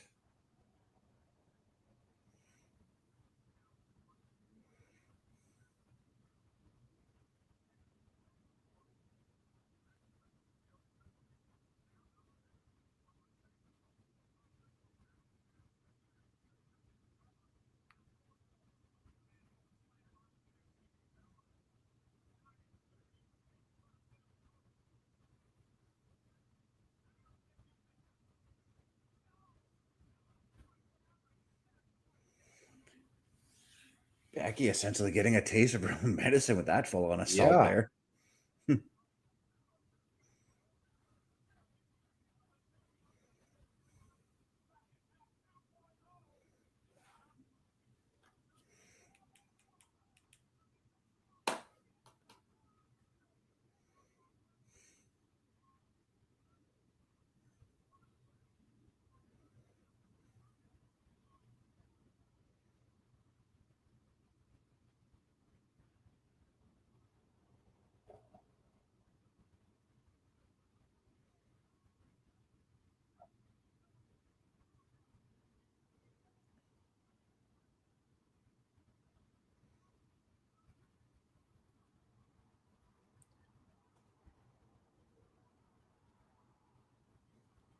Oh, I guess that's it.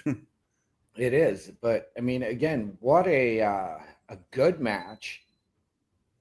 What a roll-up from... Or what a unique cover there from Becky Lynch to get into that backslide.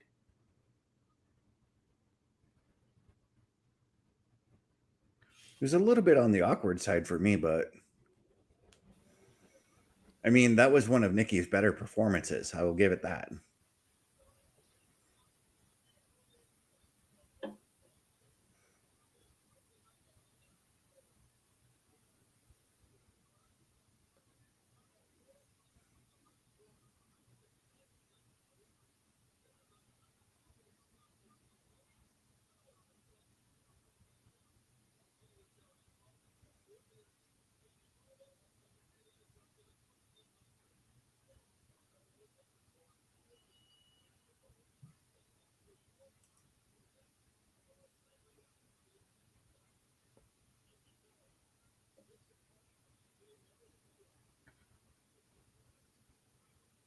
So I will say this, I don't really see a rematch coming out of that. So what is next for Becky Lynch as the Women's Intercontinental Champion?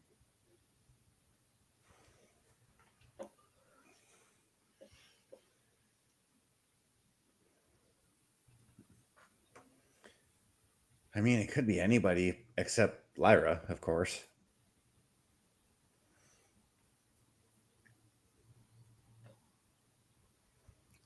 What about something completely different? Why don't we go with somebody like Io Sky or Rhea Ripley? And that way we can take them away from the championship picture for a little bit. I mean, that idea. I'll go with Io because I think from a match standpoint, we'll get a lot better than what that was. And I'll just say that I thought from a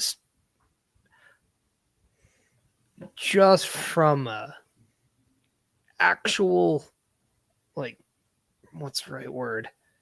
Nitpicking standpoint, I did not like that match very much. Okay.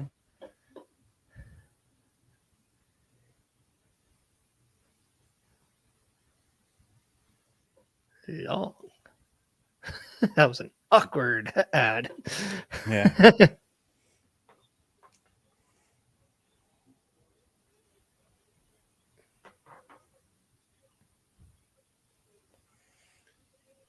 But you know what ads are not awkward? The ones that we have right here for the Turnbuckle Affiliation Program.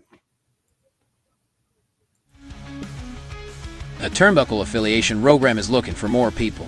If you have passion level for pro wrestling, sports, videos games, or something else, then Turnbuckle Studios is the place to be. If you have ever wanted to pursue content creation and want to join our team, then we would love to have you. Check out turnbucklestudios.org or contact us by email today because your future is now, and we want you to tap in.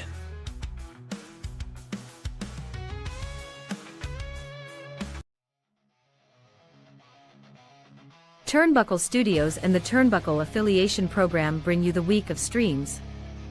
Monday nights you get the Locker Room Breakdown at 7 p.m. Eastern, followed by the Raw Patrol at 8 p.m. Eastern. Tuesday brings you the flagship show, Turnbuckle Talk, at 8:05 p.m. Eastern. Wednesday we play games with the PlayStation Showcase at 8 p.m. Eastern.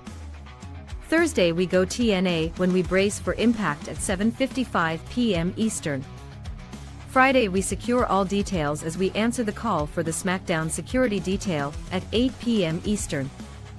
The weekend brings you Saturday Night Gaming at 8 p.m. Eastern. On Sundays be sure to catch the Chris Parrish podcast at 12:15 p.m. Eastern, followed by the Boar's Nest at 8 p.m. Eastern. Be part of the shows and join the chat every day.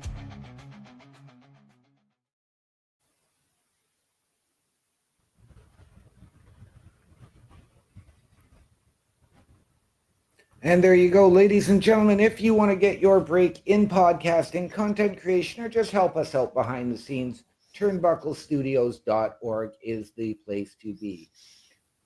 You can email us and let us know what you would like to do, maybe even a collaboration.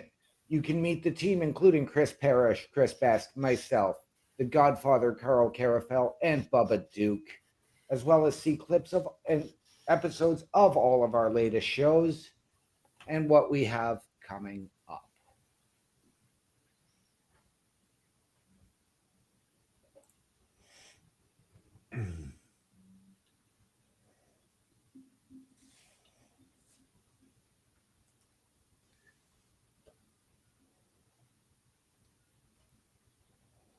as we are getting, I believe, updated on the condition of Roman Reigns. No, they're just replaying everything that happened earlier, but showing it from the other announcer's perspective.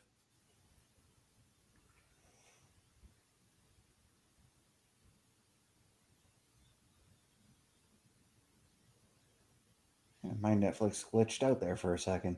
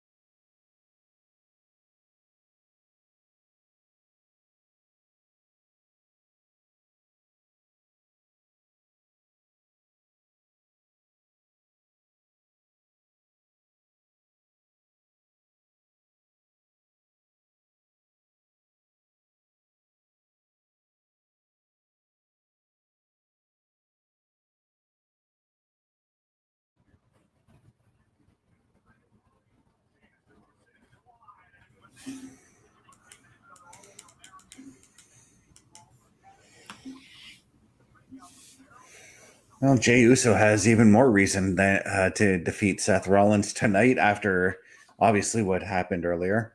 Yes. Now we're on to the next match, which seems to be the match that should close this feud, and that is that old-fashioned Donnybrook match between Rusev and Sheamus.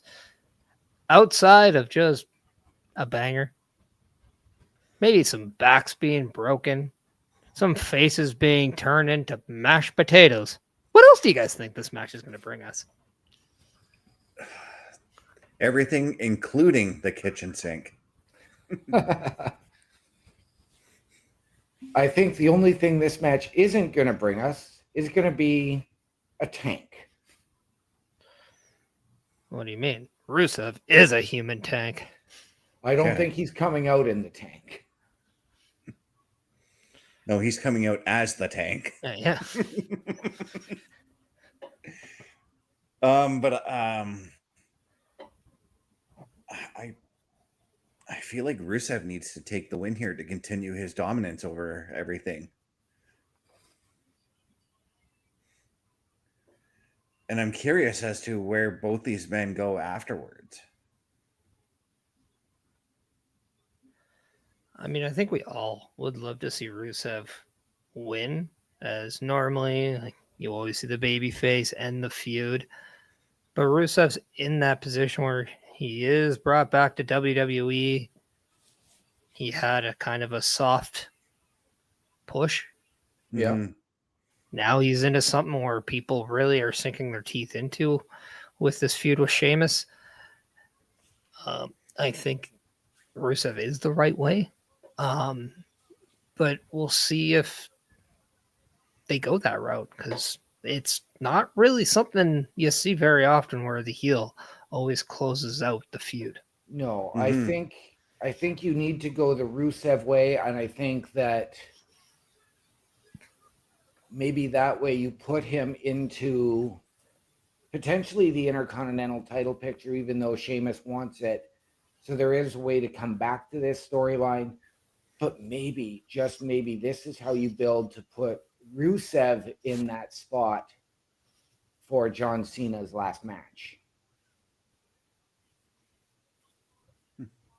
And that's where I was getting to as far as the Intercontinental title scene goes, because if AJ does end up taking the Intercontinental title off Dom, I 100% can see Rusev challenging for it. On the flip side, if Dom retains over AJ, I can see Sheamus going after it, but I could also see either men going after either contender as well. Absolutely. Or either champion, I should say. I really wouldn't be surprised if we see Bronson Reed go after the Intercontinental title. I wouldn't be shocked at that either. No. Because it definitely feels like Roman and Bronson are now done. And if Roman is going to go with anybody next, I have a feeling it's Braun Breaker. Yeah. Oh, yeah, that's... I think it has to be Braun Breaker. And because of that, it just screams Bronson Reed needs that Intercontinental Championship. He needs something to sink his teeth in. And it just seems like a feud isn't good enough. It needs to be something Right. like a championship. So if AJ Styles does win, I definitely think Bronson Reed, AJ Styles, that is a good test right there. Yes. Could we also potentially, and I'm going to go with this, and I think it might behoove the vision, could we see Braun and Bronson go after the tag belts?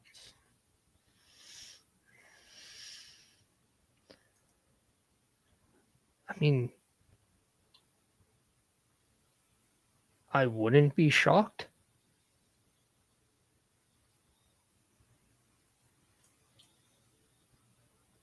But at that same time, I don't know if I would see them in the Judgment Day right now. But crazier things have happened. Right. Mm-hmm. I mean, I know that the Judgment Day they took the titles off New Day, so I'm very aware of that. Right. Yeah. I know there was reports, and I mean, I don't know how true they are, that WWE was potentially looking at moving Jimmy to Raw after SummerSlam because Naomi was over there. Would it make sense if you did pull Jimmy and Jacob away, move them over to Raw so that you can get those three together? I know that leaves Sammy on his own. Not at this point in time, because I feel like the feud with the MFT still not finished.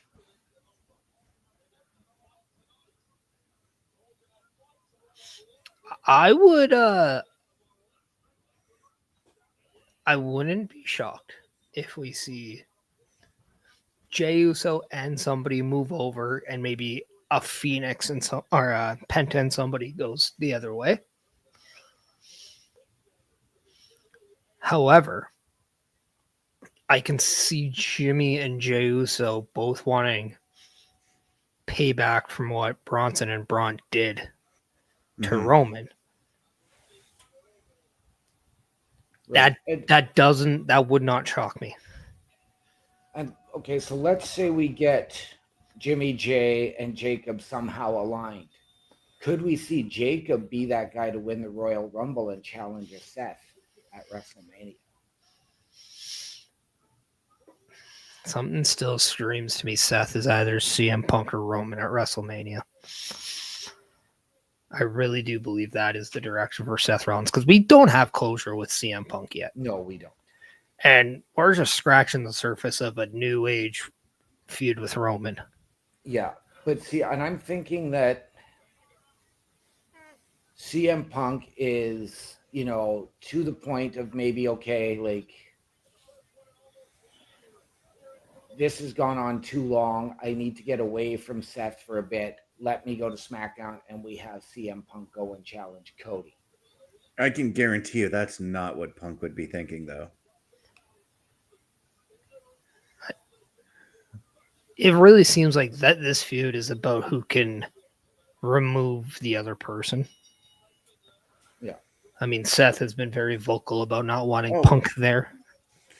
Right off the get-go, trading fists in a hockey-like fight between these two men.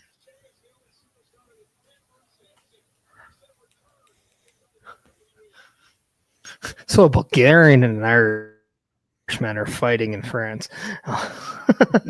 Yeah. Have you guys heard this one before?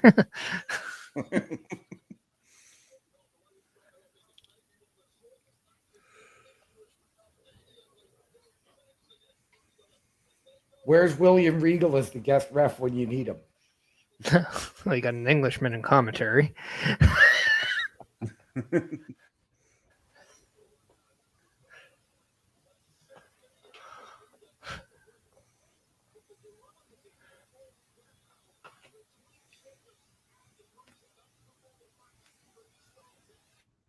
Also, I love the fact that Jessica Carr is the official in this matchup, really meaning that the action is going to be kept between Sheamus and Rusev. It's not going to get anything fancy in the way of officials getting hit or anything like that. Yeah. Mhm. Well, we haven't even seen a ref bump yet tonight. I don't think we really need them. No. Well, we might have seen several of them when Roman was getting beat up earlier.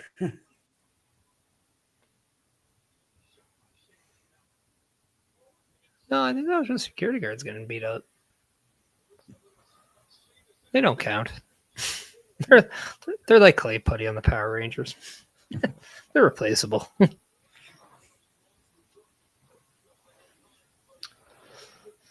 We all know that they just go to the ring and be like, break it up. That might have been the best imitation of the Putty Patrol I've ever heard. Thank you. It's clay putty, by the way. Actually, it's the Putty Patrol. It's Now, clay putty. correct me if I'm wrong. Did Rusev go back to wearing his old trunks from his initial run? No. No. He had he's got more like boxing kind of trunks on right now. He wore more or less like the almost like Triple H kind of tights that he wore in 03 there. He did start wearing that stuff near the end of his first reign then, but he really wore this stuff more in AEW. Mm-hmm. It actually feels like Sheamus is wearing something more along the lines of something he wore in his initial run. Now, I know it's different because he didn't have the word mark Sheamus there now, and you can just tell design-wise it's a little different because I believe he had the little shillelagh in the O, I believe. Yeah, this is me nerding out over that stuff. Plus, he has the WWE logo, and it was a little different back then. I think when he started, it was the scratched WWE logo. It's very possible that he's taken a lot of his old gear and updated it to feature his current look. I would not be surprised if that was the case.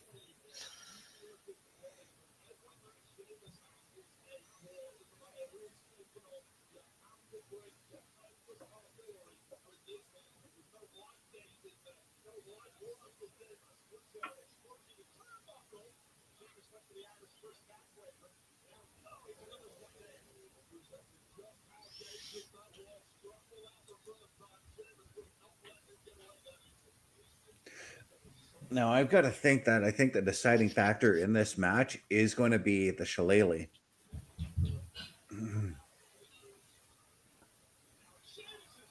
Yeah. I get a feeling that once one of these guys get their hands on it, it's going to spell the end of the match, or it could spell the end of the match.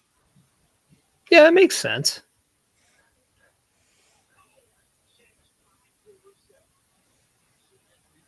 I mean, it's very logical too, based on the way it's been used previously. Like we've seen Rusev try to use it on Sheamus and vice versa, and now we're in a match where it is legal, and something tells me that bar isn't safe either. Yeah. Especially with that old-fashioned Sheamus black and white photo that somebody photoshopped to make it look like he's 1,000,000 years old. Right.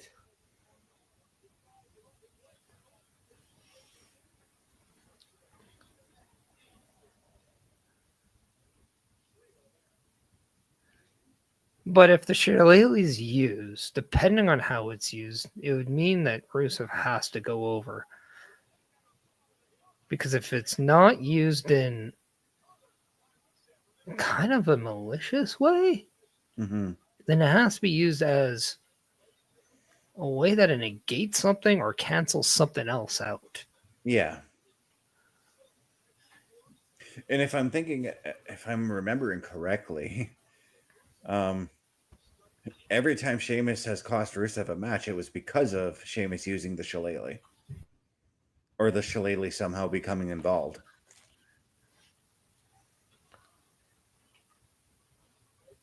Yeah.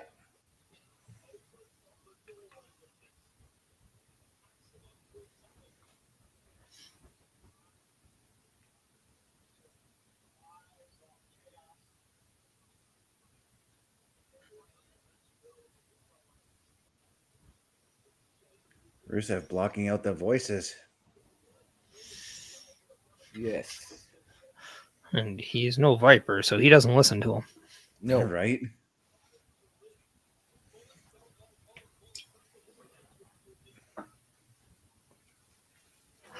I have voices in my head. I'm Bulgarian and they are French, so I don't understand. They talk to me.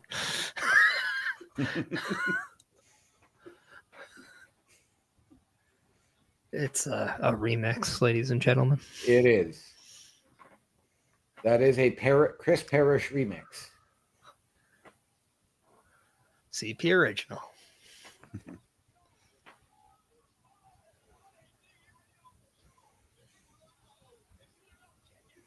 I thought Sheamus had him there for a second.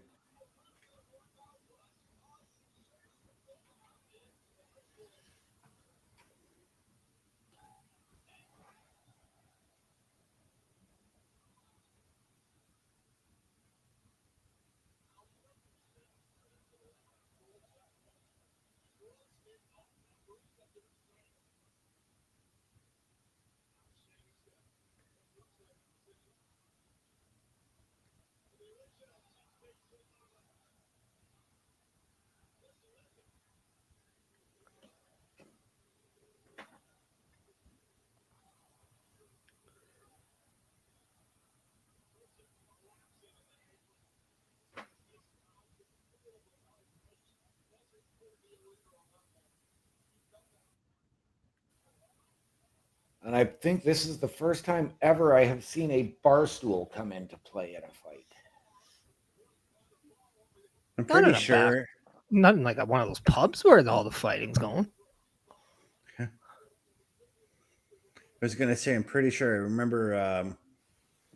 I think it was the hardcore title match at SummerSlam '99 that ended up in a bar, and I'm pretty sure Bossman or Al Snow would have used a bar stool in that sense. Right. I bet Cesaro and Sheamus used them when they're beating up people in bars. Yep, and I'm betting APA did the same thing. No, they were cheaper. They had regular chairs. So it's usually in their own. True, but the time that they had that big brawl in Tim White's bar as well. Yep. Oh, there's the shillelagh.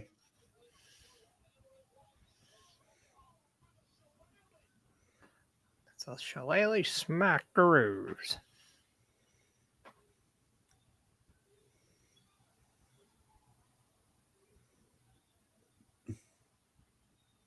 So I've got to assume that this match has to end inside the ring, right?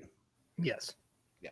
Yeah, they did announce that the pinfall or submission needs to be in the ring.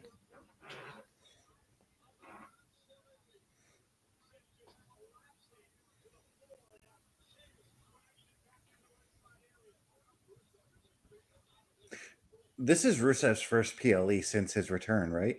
Yes.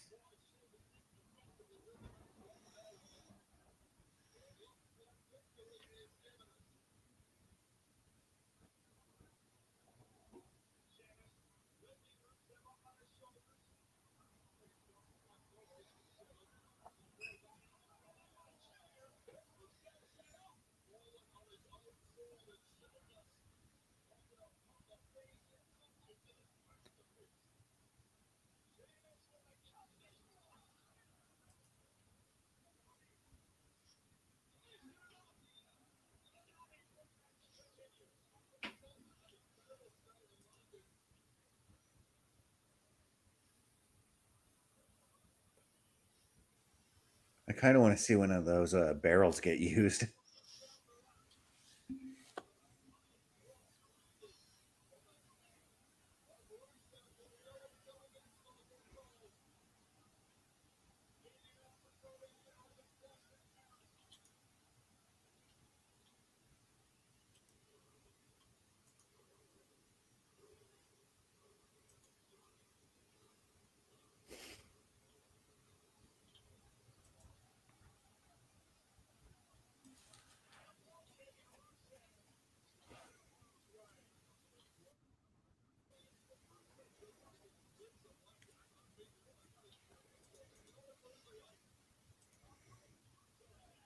Oh.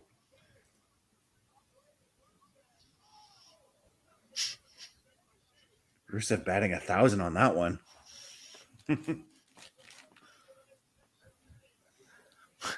Rusev, smash.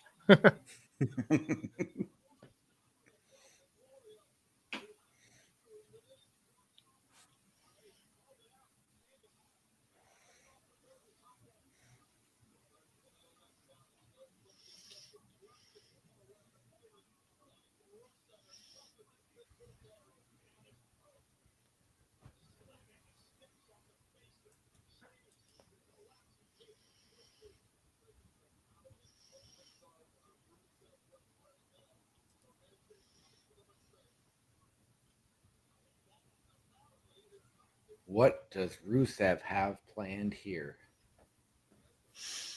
I think he has the next round.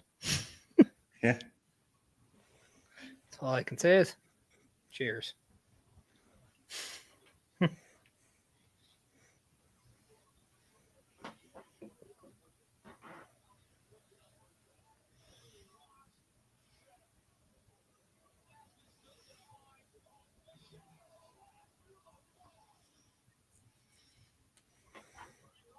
I was going to say that's got to be closing in on the end of this. I mean, These guys have put their bodies through hell so far.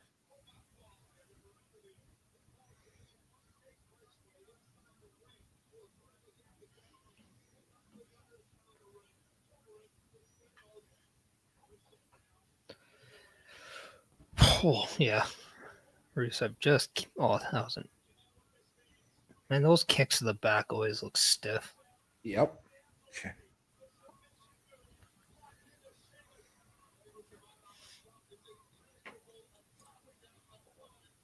Let me see, where is Sheamus getting this from? His name is Sheamus, and he loves to fight.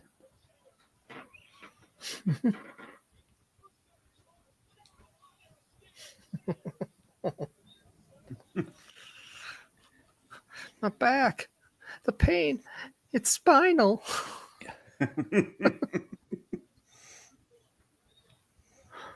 Oh, just a backdrop right on the chairs. Ouch. I like how you went to Mike Tyson there, Parrish, but I went to Adam Sandler screaming my back hurts in Mr. Deeds. Yeah. Well, Mike Tyson can beat up Adam Sandler, so. Yeah.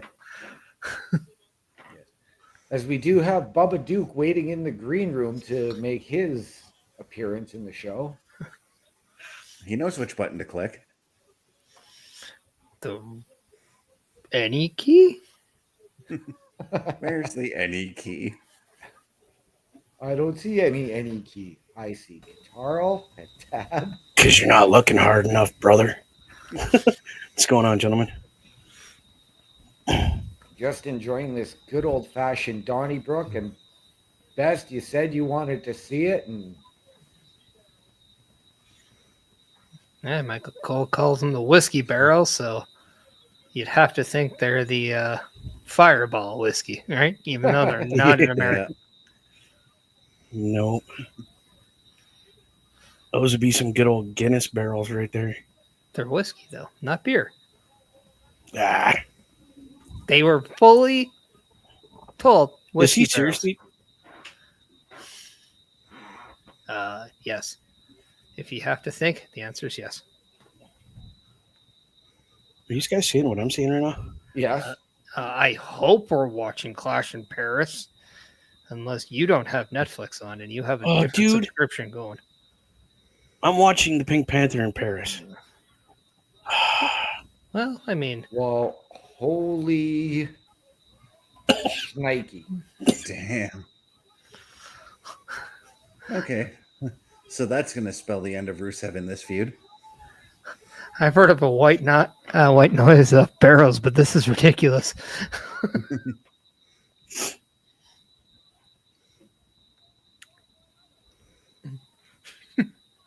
Those poor tables. I really hope Rusev just mouths off, step into a Slim Jim. Oh yeah. I was just going to say that's one way to step into the Slim Jim. But you beat me to it. Oh, sorry, people. That caught me off guard. Next time, Bubba, you should cough directly into the microphone. Okay. I'll make sure to next time for you. Now, I've got to ask, just due to the sheer brutality that we are seeing in this match, and we know that Rusev is back as this redeemer, would Rusev become a good fit as the fourth man for the Vision? No. I'm gonna say no. Based on what we're seeing out of the Vision, it represents the future of pro wrestling, and I just don't see Rusev being in that category. Plus, you've already got two powerhouses in that stable.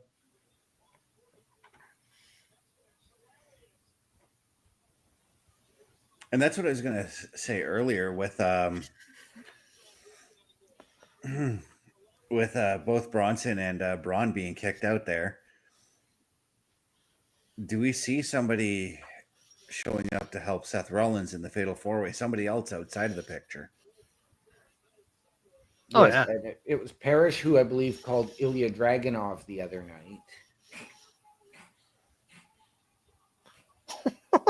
Rusev is still alive in this thing.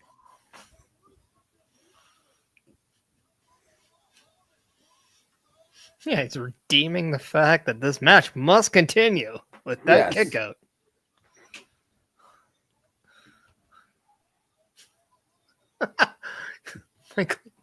He is redeeming the Nikki Bella Becky Lynch match. Oh.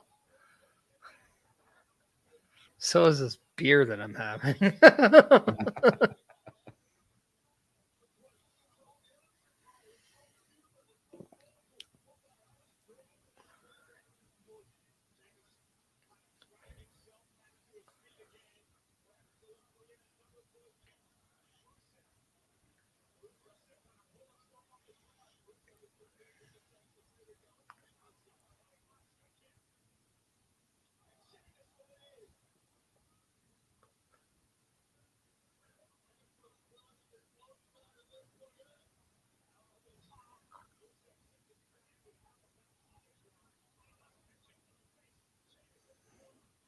And there's the shillelagh.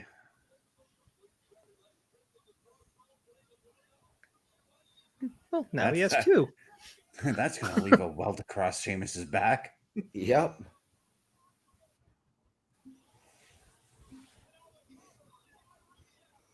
I think if I were Rusev, I would have tried to go for the accolade again after that, not a pinfall. Yep.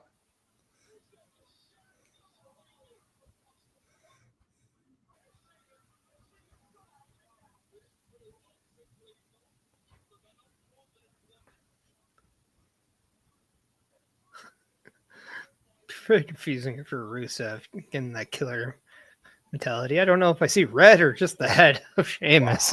Wow. Oh, he's folded Sheamus right back.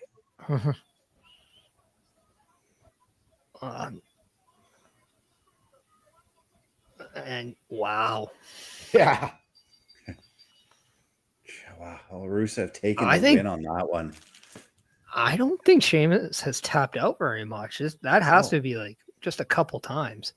Literally on one hand, I can think of how many times he's tapped out. Yeah. Just depends. How many times did he tap out to John Cena? Yeah. Bubba, you were doing. Yeah, I did an OMD move. Yeah, I did. I think he's been tapped out 4, maybe 5 times. See, I don't think it's even that much. I don't either. Maybe. I was going to say 3 really at the most for. Yeah, I would say 2 or 3. Something to look up for if sure. If we're counting times, maybe, but people, it can't be more than 3. Oh, people. Yeah, I think it's 3, maybe. But even times, like, I think he took more pinfalls than he did tap outs. Yeah. Mm-hmm. I mean, that's possible too. I'll look it up.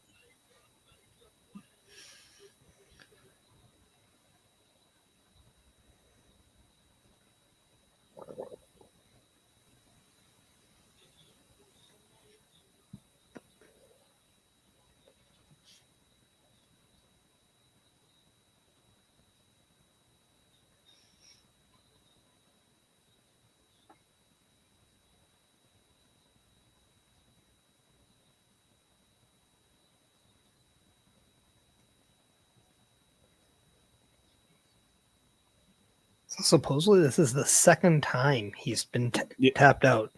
That's what I was just going to say. That's time number Third. 2. Michael That's pretty Cole impressive. literally just said 2 on the show. Okay. And I just pulled it up too as you were saying that. So I can confirm the stat is 2. That's 2. Wow. That's pretty impressive. Not going to lie. Yeah. Can you tell me who the other man was? Oh, fuck. I closed it. No. Probably. Gotta be a John Cena. It has to be John Cena. Nope. Unless he did Undertaker at like Hell's Gate or something. Nope. Okay, then tell us. Yeah, like, I was about to. It's well, called no, you're like, Gunther. guess. Did you say it was Gunther? Yeah. Holy. That doesn't surprise me, though. Oh, so he's only tapped Recently. Twice. Yeah. Wow, Vince protected him better than Trips did. Here we go. I mean, to be fair, he is like older now, so. And the Road to Royal Rumble Europe 2026 Yeah, look at that. tour. Holy. All of January. Germany, Scotland, Denmark, Germany. What? Why would you take a break from Germany if you're just going to go back?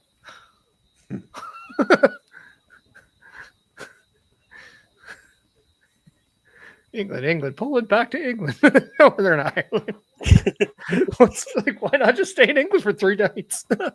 Right. And is it really a European tour if they're only doing like 3 countries? What? I mean, isn't there only 3 countries in Europe? No. I mean, really? Technically, it was 6. I'm not. It's not even you I'm debating on this. That's this one that said 3 countries. It's just Germany and England were like 90% of the trip. Right. Yeah.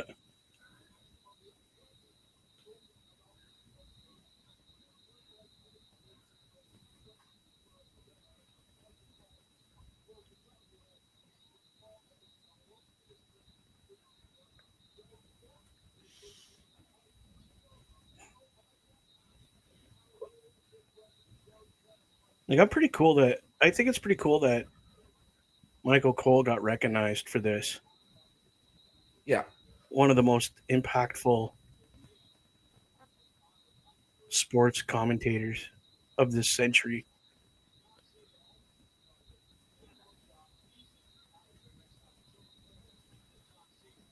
Huh. Out of curiosity, are we not in the 22nd century? No, we're in the 21st. We're still in the 21st.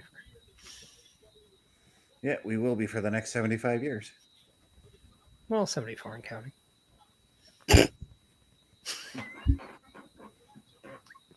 Just saying, if we go 75 years to the day, it's we've been already well into it. I said it earlier, Parrish, you and your technicalities. Don't blame me because you got something well off the map in there, like 5 minutes into the show.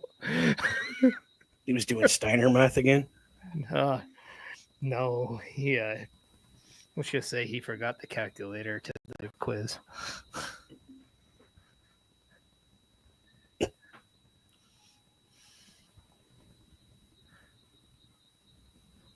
But you've redeemed yourself since then.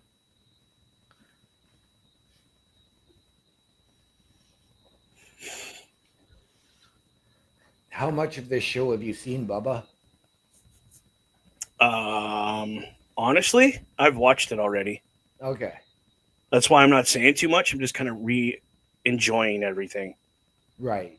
Like, I found it hard to not watch this afternoon, waiting for the show. Okay. So you've watched it all? No. Oh, okay. No, I found it hard to not watch.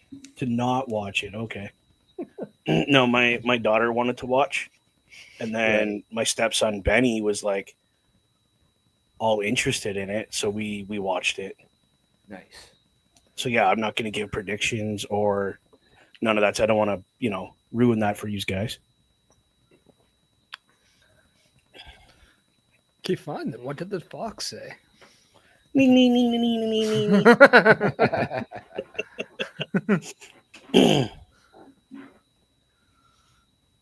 But thus far, how do you guys like the show? I'm loving I've been it. enjoying it. Out of all the shows, Bubba, this has been the most recent.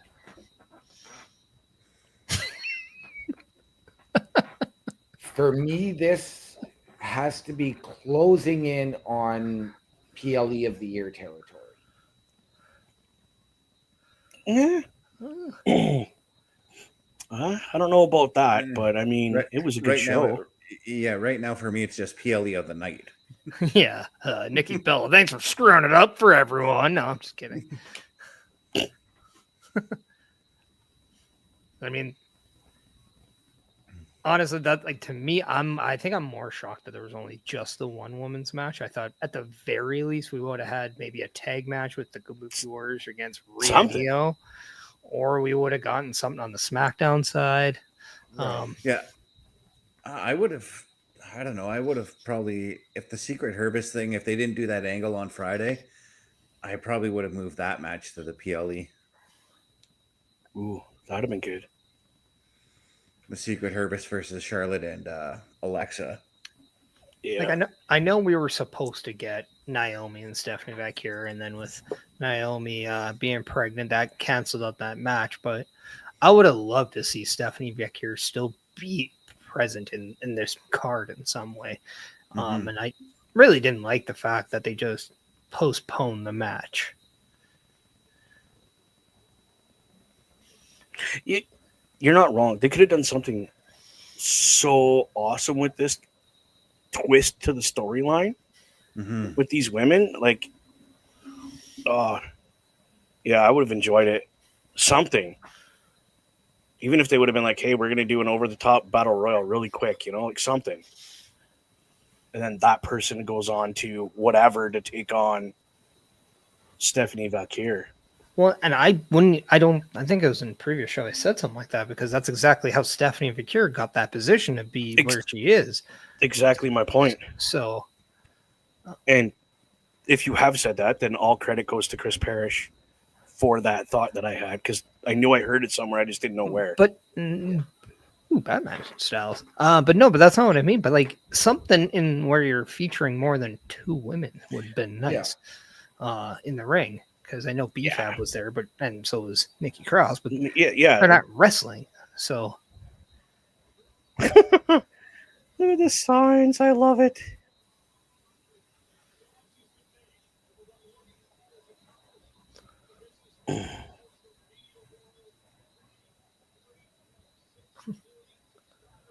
Definitely in reference to what John Cena called him on Friday. Yes. I'm pretty sure. Go ahead. I was going to say, last Thursday on Brace for Impact, I know you weren't there, Bubba. We had somebody come into the chat and say that Logan Paul is the greatest of all time. And we were like, yeah, let's agree to disagree on that one. I secretly think that was Bubba just playing. that was just his inner gimmick, brother. Yeah, but this guy also didn't say Sexy Red is his favorite rapper. No, that's true. I mean, she's universally, pretty bad. So, I mean, that's true. And Bubba, just so you know, Sexy Red, who is your favorite rapper of all time, is doing the theme song for tonight. I know. I mean, auto-tune is not music, people. Get outside more. Right.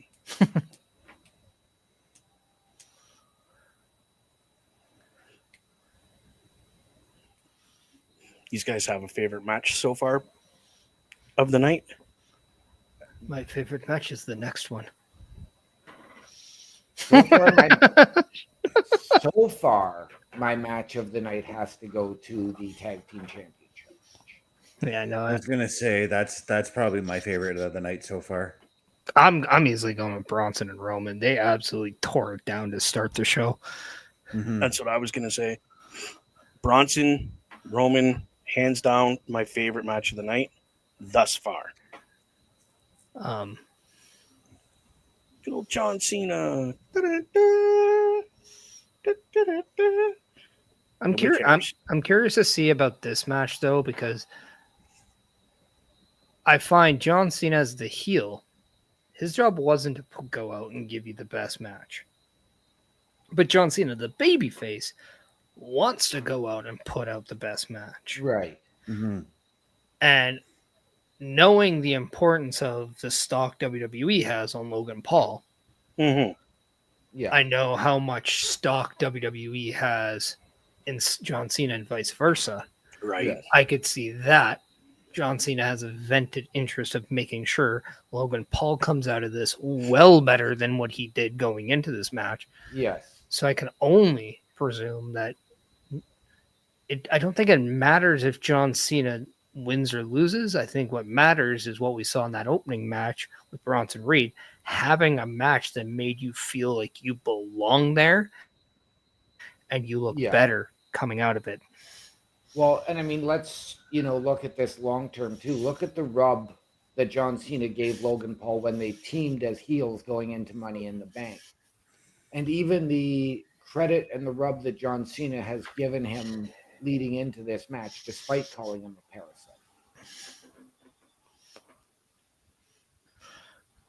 Well, and it just showed it that he said, you can always say you're sorry, and whether or not the people give you a pass determines how much respect you have earned along the way. Mm-hmm.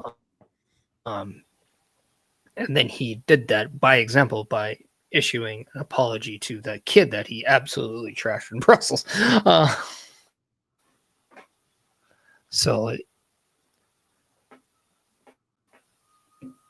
that's why, and I kind of missed talking about this earlier today, but now if I'm booking a John Cena final match, I think it's Dominic Mysterio for the Intercontinental Championship, with Dominic Mysterio being the one to retire John Cena. Whoa. And that's the only championship Cena hasn't won yet. Mm-hmm. Now, my follow-up question to that would be, obviously, the final match. You're putting Dom over, Yeah, and John's leaving without a title, obviously. yeah, that's what I said. Dominic Mysterio is retiring John Cena. No, that's cool. I'm not arguing that, dude. I like that idea.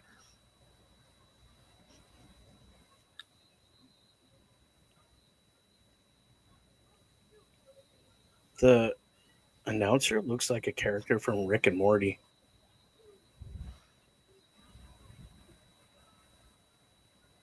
No, she just loves hard metal music, and that is a shoot. Flat out has gone on record saying Yes, she does. her and Triple H love the same music. Oh, that's cool. Yeah. And yeah. She has also done metal vocals. Mm-hmm. I literally just found out today that she's 45. I thought she was a lot younger. Man, haven't I not showed you enough Bill Burr stuff? We forgot about lotion, bro. That was the key. We don't lotion. That's why we look old when we're not. Oh my god. There might be some areas of our body that look brand new, but it ain't the moneymaker. Yeah, I'm talking about feet. I don't know about what you guys. God.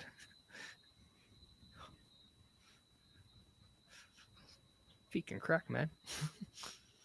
It's not fun.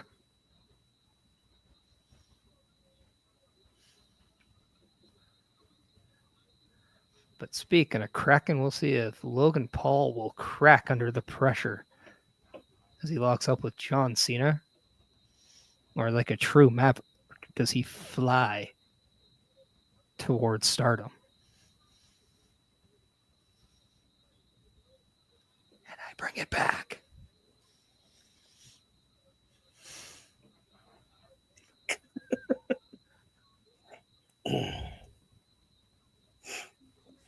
It's interesting that we are in France, and France obviously being a part of Europe. What are the chances that Logan Paul's buddy KSI shows up to try and assist Logan in the win?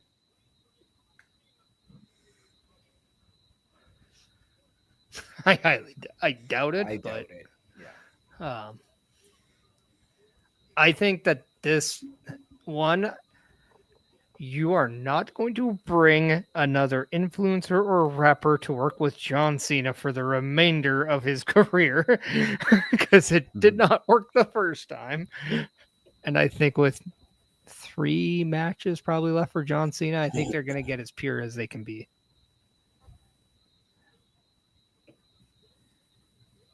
Plus, this match needs to be about how do we enhance Logan Paul. Yeah.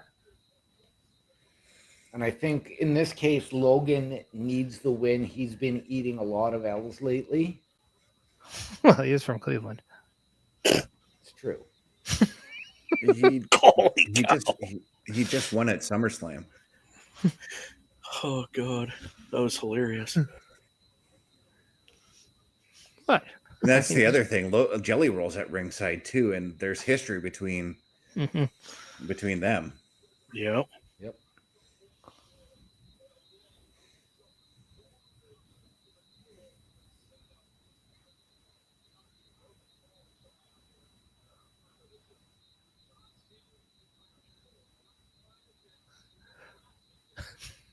Does anybody find it like weird that Logan Paul still steps hard on the bottom rope and he goes up?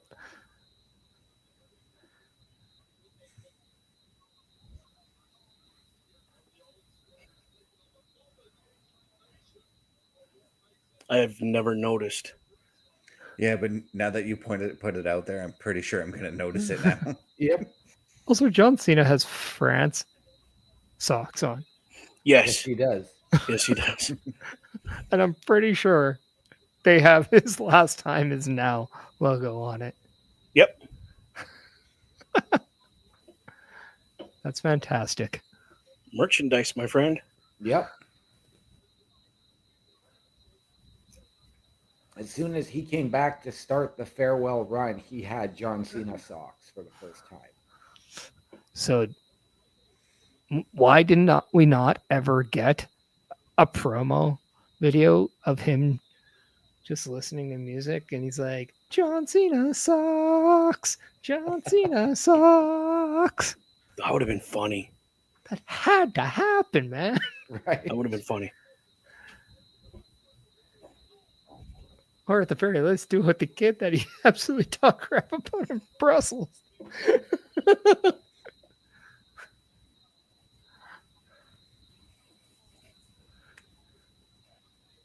Ooh. It's a good clothesline.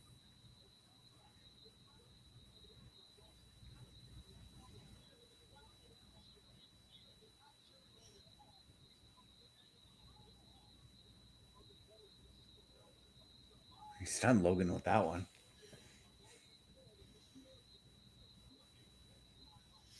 What I love about Cena and those clotheslines too is he just worries about the contact. Mm-hmm. And that's what I really appreciate. He's very real and organic when it comes to that. We all know he's not the most flashy in technique. No. But he makes up for that with the brute strength and the impact of what he does. 100% agree with that. Whereas I think that's something that Logan Paul needs to kind of look into and stop being as flashy and worry more about the impact of the move.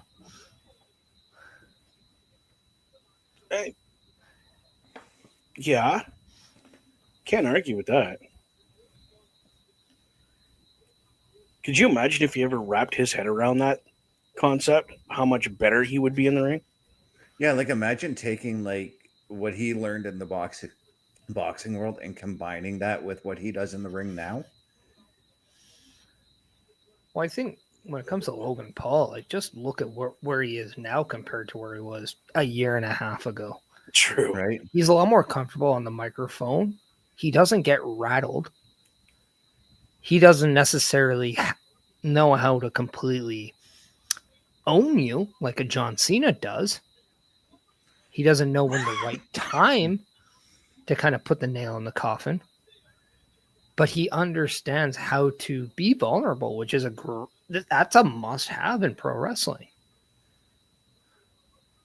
Yeah, the rest of the stuff comes in time too. Yeah. I mean, you can't expect a wrestler to have it all at once. Plus, he's only 20-some matches in. Yeah, literally. Mhm. They might all be like matches like this, and you're gonna get tenfold of learning lessons, but you have to be perfect the next time. You really have to put that and install it. So the room for error is a lot less when you work the way Logan Paul does in terms of how often he's working. Whoa. Man, this crowd is starting to get really hot for John Cena right now.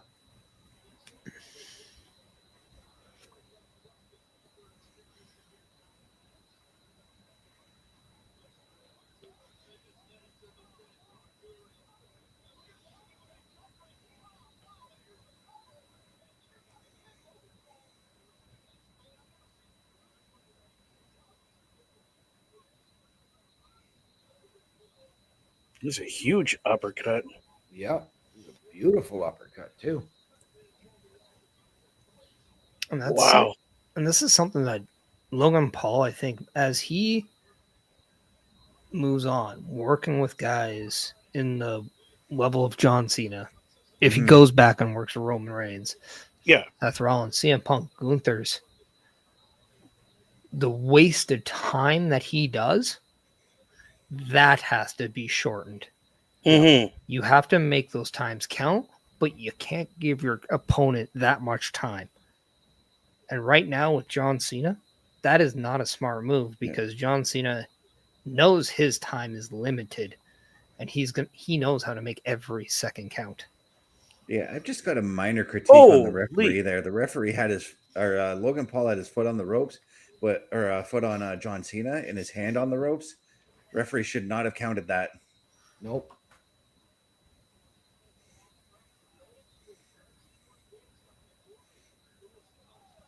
This crowd is absolutely just rioting in the crowd right now. It's France, dude. They're Okay, saying Bess, if Paul wins, we riot. I want you to say that again. It's Logan Paul's foot on John Cena. Yeah, and he had his hand on the top rope. Yep, When he you did have that. to get him. You have to get him out of the ropes. Yeah, He also cannot be in the ropes when executing a move. That's what he was Exactly. meaning. The ref shouldn't that's have what I'm counted saying. that. Yeah. The referee But shouldn't have counted that. But he has 5 seconds to get him off. It's the same way of when you have a tarantula, right? Yep. Mhm. You get counted up because you can't perform moves while holding the rope. No, the ref counted the pinfall Oh, and didn't tell Yeah. Logan Paul to get his hand off the rope, is what Best is meaning. Yeah, that's what I'm saying. That took a minute I for never. all of us to get to the same page. The word pinfall was never said. Yeah, sorry. Best did say he shouldn't have counted the pin. He said he I shouldn't have did say counted. That's okay. We got it figured Yeah, out. there it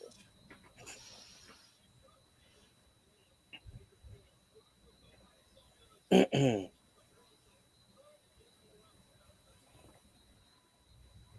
If Logan Paul could do that over the top rope thing without stopping and then going again, that what do you call that? The slingshot, The buckshot lariat. buckshot lariat. Go That's actually the problem. It's not the stopping part. He has to stop because he's overshooting the flip. Mhm. Wow. Okay. The flip is going forward in motion, so he has to stop so he doesn't fall flat or go forward. And maybe if his opponent's far away, he's not reaching. Mm-hmm. So he almost has Yeah. to stop and push off. So what he has to really do is just be a little bit smoother on that flip. Going Yeah, into the ring. I Okay. think the problem with that move for Logan Paul is just his height. Well, it's not necessarily that because Hangman Adam Page does it perfectly, and he's taller. Yeah. Well, see, and I think Logan Paul is taller. I think Logan Paul's 6'2", and I think Hangman is 6'3", 6'4". Maybe even taller than that. Plus Hangman's thicker, too. Logan's just Okay. more cut. like really cut. Yeah. But Hangman comes to a stop too when he does the flip, and then. But not as long as Logan does it. No, but his footing is more planted, Mm-hmm. so when he goes, he can shoot off. Plus, let's just call a spade a spade. He's a lot more experienced at the move than Logan Paul is. Oh, 100%. Yeah. And that's where I was going to go with Ricochet, because I've seen Ricochet do it where he's flipped over and then like ran right into it directly. But Ricochet's a hell of a lot smaller too. So he's also just insanely athletic and just sometimes he over rotates more than he needs to. Sometimes he just does it because that's just how good he is, and he's not even trying to do it. Yeah.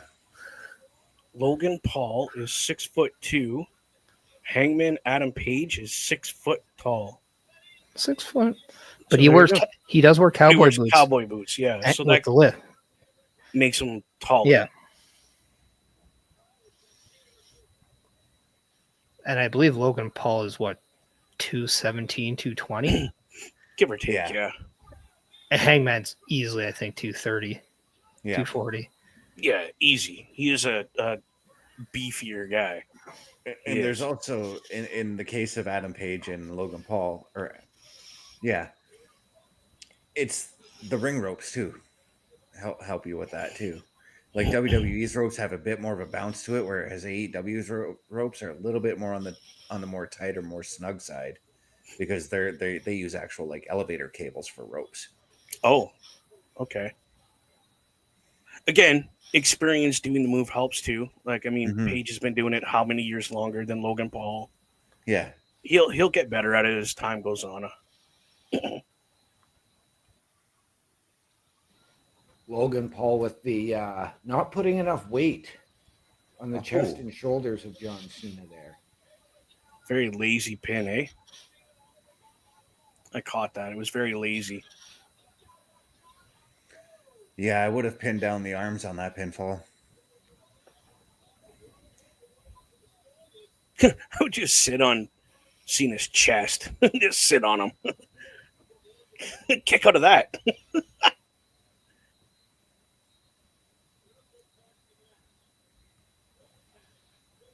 I love the crowd, though. I love how into the match they are. Oh, yeah. Again, the difference between a European crowd and an American or Canadian crowd. Okay, so it's actually... So we were all wrong. Oh, were we? Yeah. Hangman is 6'1", 217. Logan Paul is 6'2", 220. But we all know that wrestling weights are not necessarily a thing. So, yeah. Who knows? But very closer to similarities in build. Look at Paul just do the zigzag. He sure did. That was cool.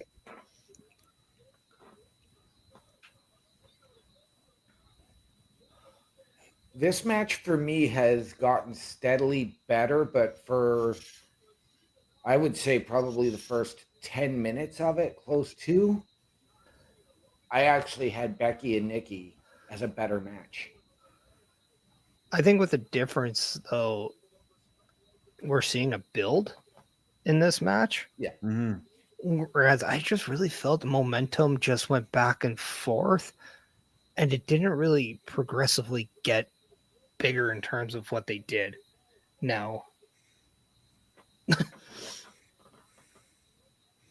OMD, you basically just summed up a New Japan match, because that's how New Japan matches go. They all start off, nice and slow, testing each other's strength, all that kind of thing. Then they build to the big spots towards the end of the match. Yeah. And we just saw John Cena hit an end of days. Mm-hmm.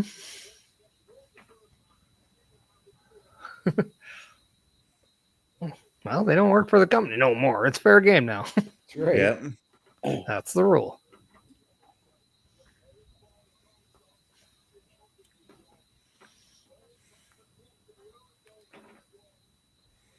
But somebody out there is probably going to be like, John Cena hit the end of days. Baron Corbin return confirmed. All right.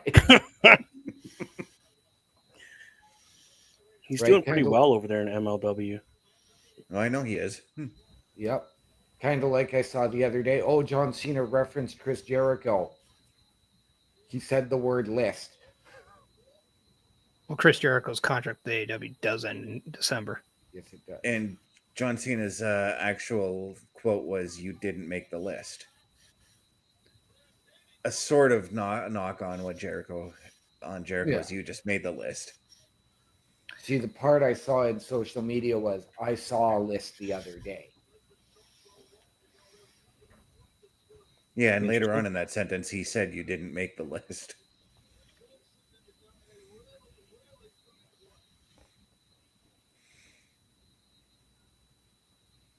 I love how we argue about shit that does not matter on these shows. It's the best. Now, as we have just seen John Cena use the end of days, could we see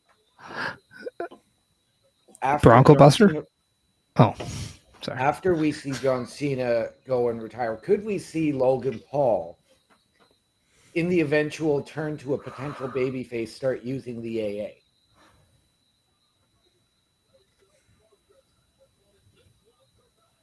I don't know about that. I mean, what is Logan Paul's finisher to begin with? It's the pulverizer. It's like the one where it's like the thing into a flapjack where he flips you. Yeah. Oh, and then yeah. DDTs you. Yeah. Yeah, I think it's called the pulverizer. Yeah.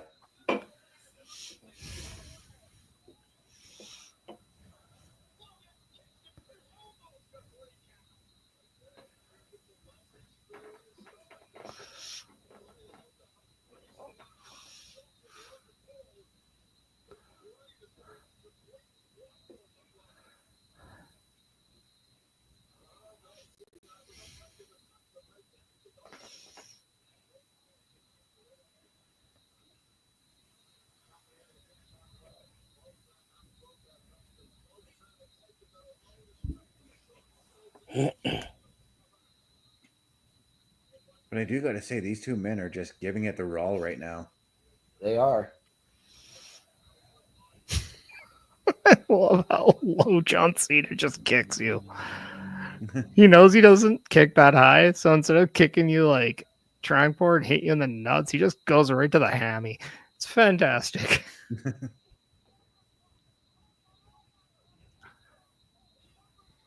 Logan Paul doing his best Claudio Castagnoli impression. With the Paul cut? I like that. Pretty sure Logan Paul's got a bloody nose from that headbutt. Or from John Cena's stomach on that move. For somebody who can't see, he took a hit.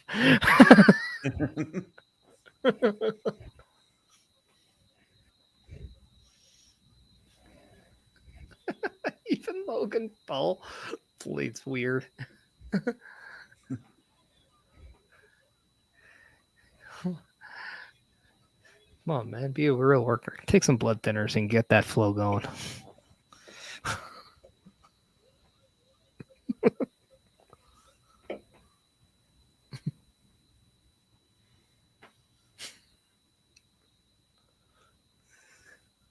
To be fair, it just looks like a red Sharpie like exploded on his face. That's right. It doesn't. Or it looks like he like decided to go into a strawberry pie eating contest and gave it his all. Yeah.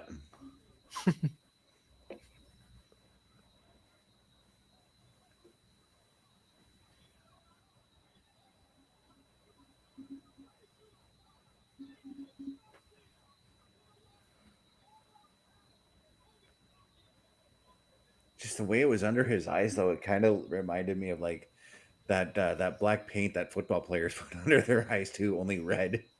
The sunblock. Yeah.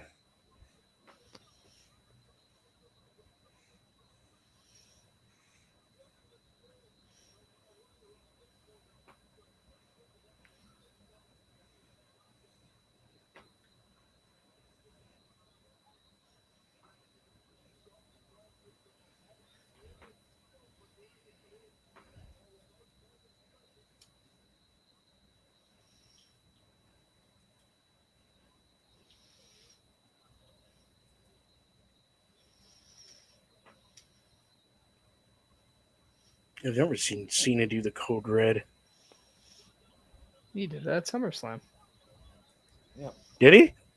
Yeah. He's been doing that one for a while, actually. Oh, Yeah. I don't remember him ever doing that. He doesn't do it like all the time, but No, he has pulled down Oh. on a few he times. did adopt it as a finisher for a very brief period. I think he started doing it with AJ Styles, if I'm not mistaken. Yeah, probably. That seems about right.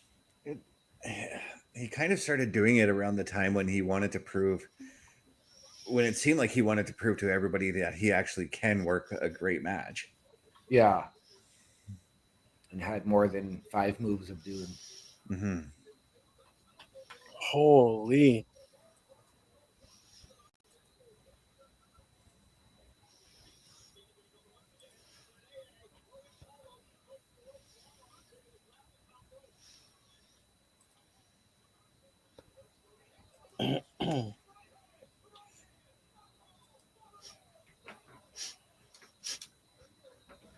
The way Michael Cole went, the right hand, right hand, right hand.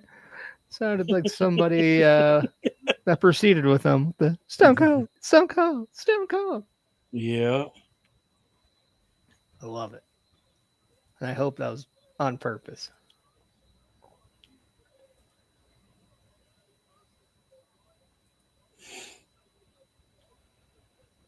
And now somehow all the blood is magically gone from Logan Paul's face. He wiped it off.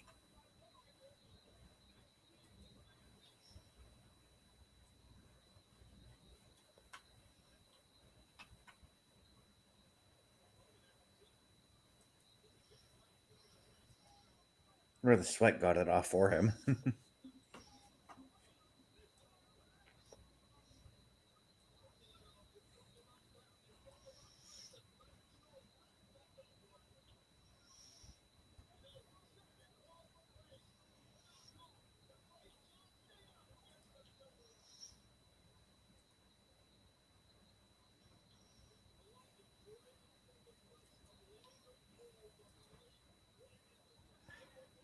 There's nothing draining on his face except for sweat there.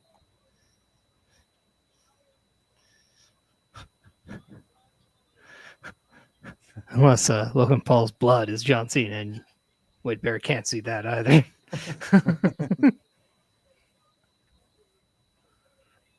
I do not bleed.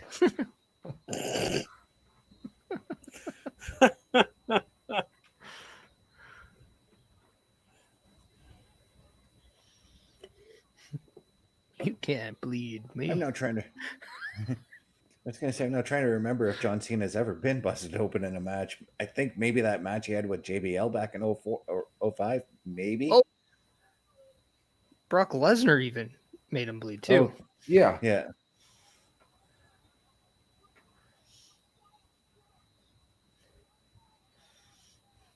It's a clash in the clash. That's right. Where's the decibel meter? It's an Air Paris clash. Huh? That's not a throwback. I don't know what is. Yeah.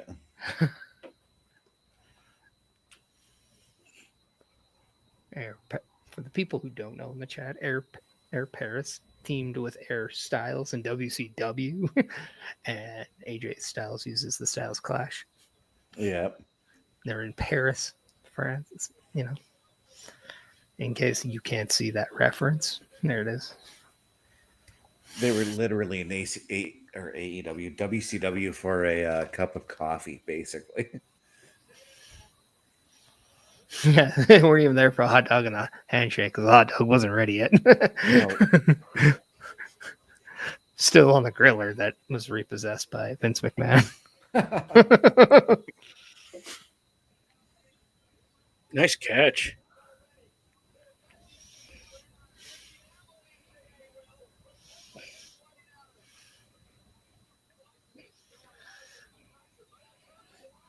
Well, I mean, Cena's from Boston. They know how to win in there. It's his 17 times. So Logan Paul's 0. That's come on. Okay. That's just regular math.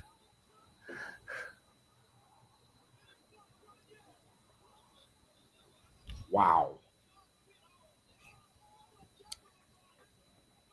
Bet you didn't see that coming.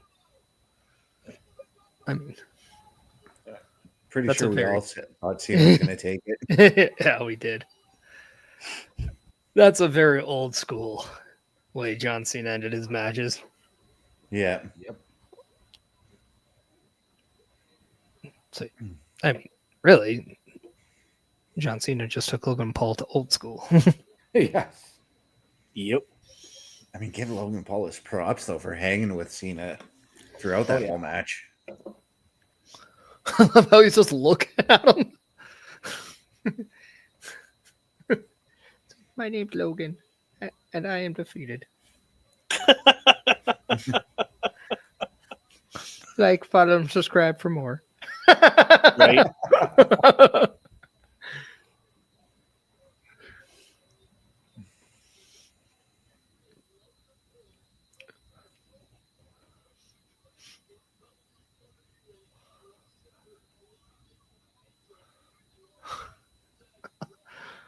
John Cena's hair is terrific right now. Yeah. Yep.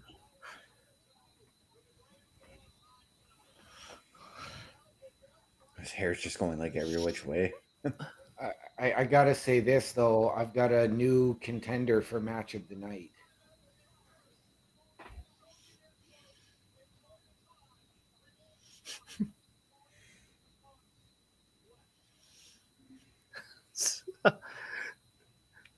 So the amount of time we have John Cena is if he got released right now and had a 90-day no compete clause. Yep. Yep. That's what he has left. Oh, is that the kid from Brussels again? Yep. Yep.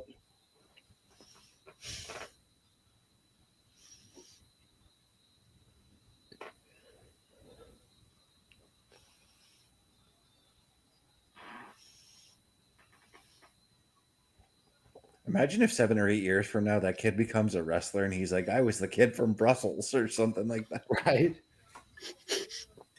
I hope that's his promo. Right? You know me. I'm that Right. kid. I'm the kid from Brussels. Well, have him build. Yay! He can face Nicholas in his first match. Dominic Mysterio is only like 7 years older than him.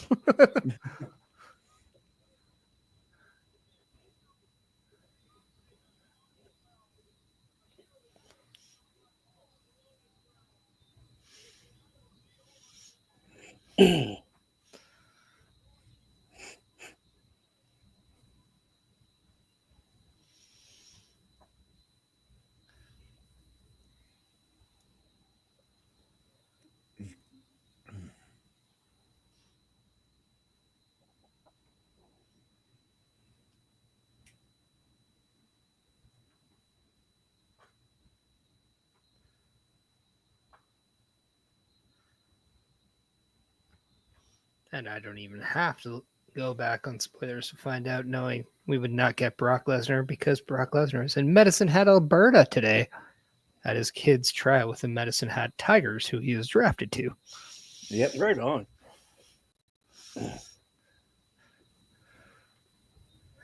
So I love listening to those rumors for the last few days. And I'm like, yeah, no, he's not in France. No, I knew Brock wasn't going to show up in France. But Plus, there's a bunch of pictures circulating online that Brock was there in Medicine Hat meeting fans as well. well, I mean, the rookie tryouts for the WHL were this week. I know Yeah. that because my nephew is doing his. But yeah, Brock Lesnar was in Alberta. So I'm wondering if he ate some Alberta beef this last week. Well, not that I know how it went, but the Greyhounds here had their first preseason game today. Did they win the championship? I don't know.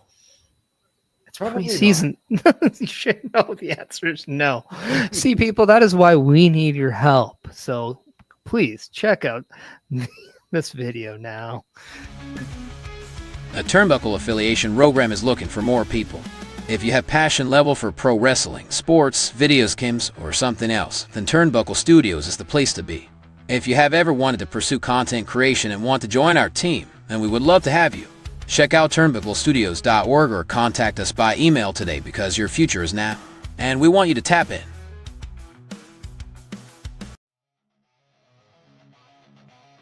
Turnbuckle Studios and the Turnbuckle Affiliation Program bring you the week of streams. Monday nights you get the Locker Room Breakdown at 7 p.m. Eastern, followed by the Raw Patrol at 8 p.m. Eastern. Tuesday brings you the flagship show, Turnbuckle Talk, at 8:05 p.m. Eastern. Wednesday we play games with the PlayStation Showcase at 8 p.m. Eastern. Thursday we go TNA when we brace for Impact at 7:55 p.m. Eastern. Friday we secure all details as we answer the call for the SmackDown security detail at 8 p.m. Eastern. The weekend brings you Saturday Night Gaming at 8 p.m. Eastern. On Sundays be sure to catch the Chris Parrish podcast at 12:15 p.m. Eastern, followed by the Boar's Nest at 8 p.m. Eastern. Be part of the shows and join the chat every day.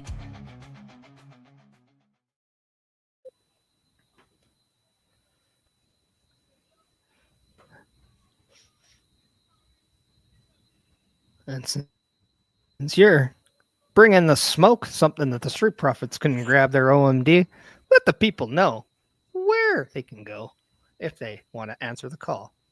If you want to answer the call, ladies and gentlemen, turnbucklestudios.org is the place to be. There is an opportunity to meet the team: Chris Best, Bubba Duke, Chris Parrish, myself, and the Godfather Carl Carafel. Watch our latest episodes. Email us and let us know if you want to join us, work behind the scenes, potential collab about anything and everything that you want. turnbucklestudios.org. Awesome stuff. And Bubba Dukes, since you remembered to put underwear on today, let the people know where else they could buy some clothing. Jesus, that was crazy. You can go to carlcarefelt.redbubble.com, buy all the merch you want. There's tons of stuff. All our logos are on there. Check it out. Again, carlcarefelt.redbubble.com. You weirdo. What? I think you caught Bubba by surprise when you Caught said me that off he guard. remembered to put underwear on. I don't think Bubba realized he was wearing underwear.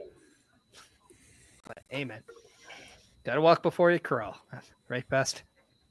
Exactly. Nailed it.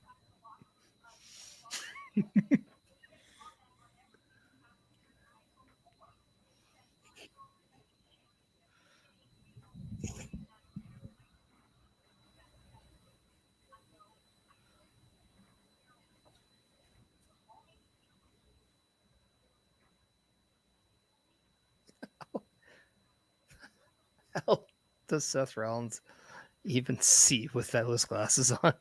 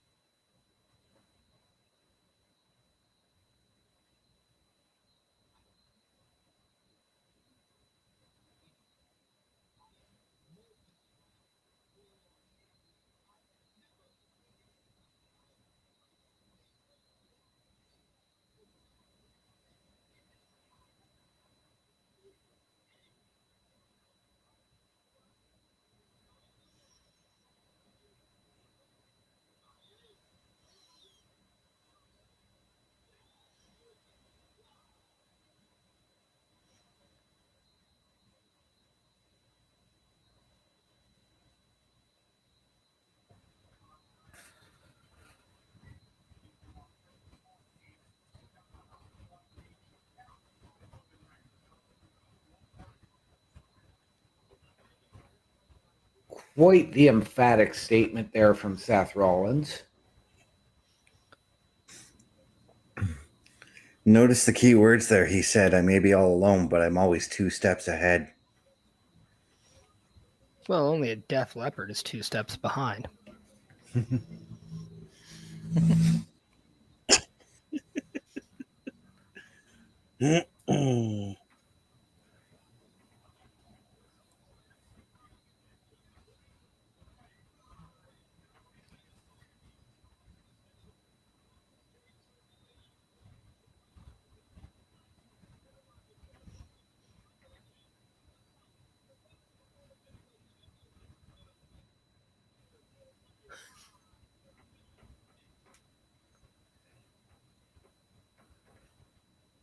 I would love to see that whole title graphic that we saw. That's how they would reenact their high school grad photo. Jey Uso would be hilarious.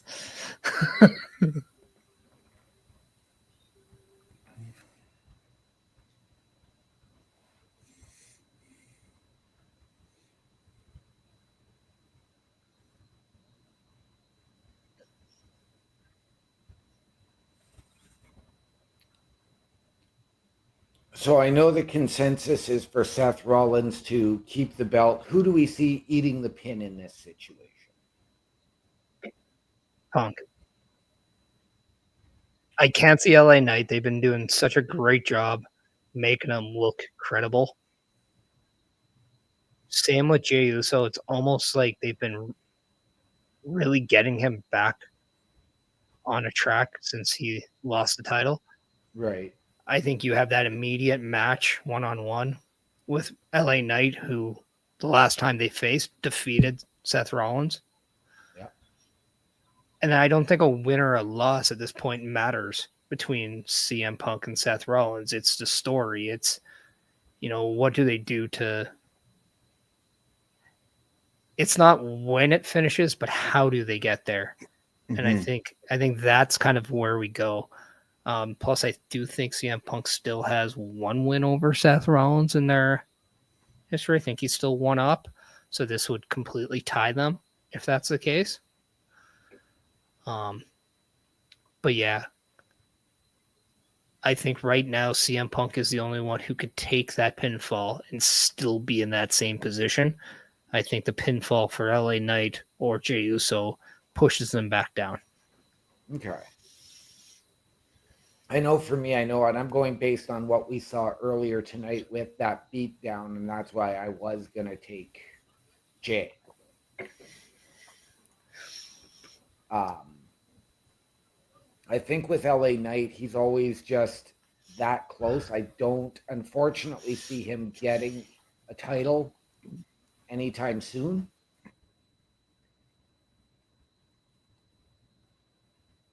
Which really sucks because he deserves it. So even if he gets that one-on-one, I don't think he gets the title.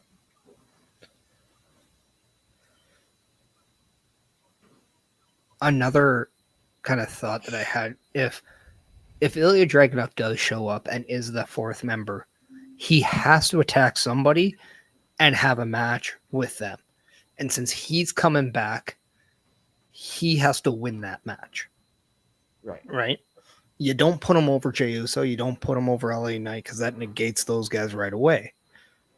CM Punk is the only guy who, again, is Teflon. He's the only one who, give him a microphone, he's back and being the number 1 babyface. It does not matter to him if he loses.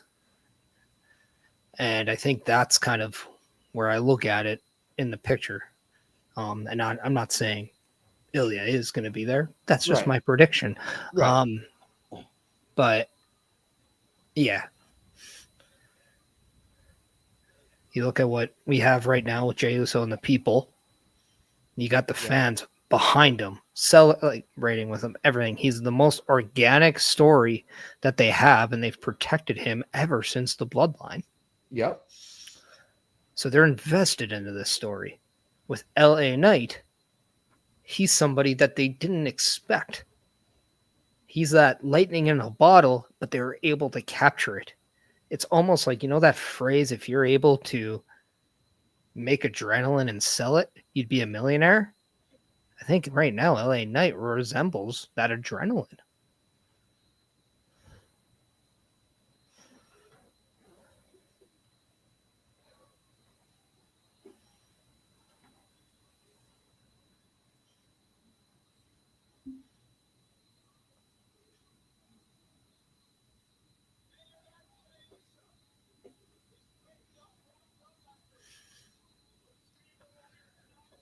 I love how they're filming this arena. Like, I know there's 30,000 people in there, but the way they're shooting it makes it look like there's like 70,000 people there.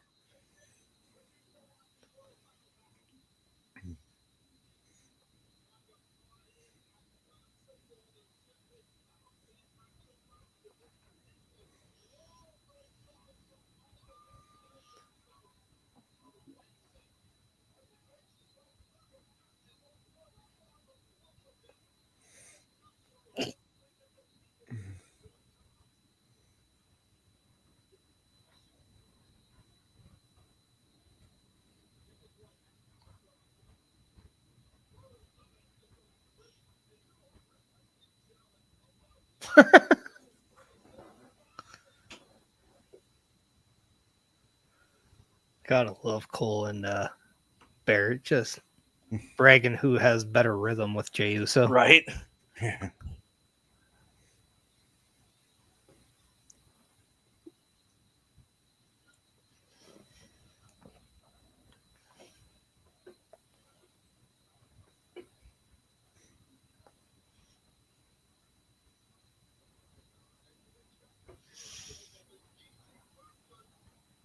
I mean, here we stand almost 7 months to the day of Jey Uso winning the Royal Rumble, and it does not feel like the crowd has stopped eating since. No. Right. No. So, and again, like, I was there, and I heard people question whether or not that was the right fit. Paul Heyman has gone on record saying when it comes to merchandise, he's been pushing the needle, one of the top guys in the business on a consistent basis. When his name's advertised for shows, ticket sales go up.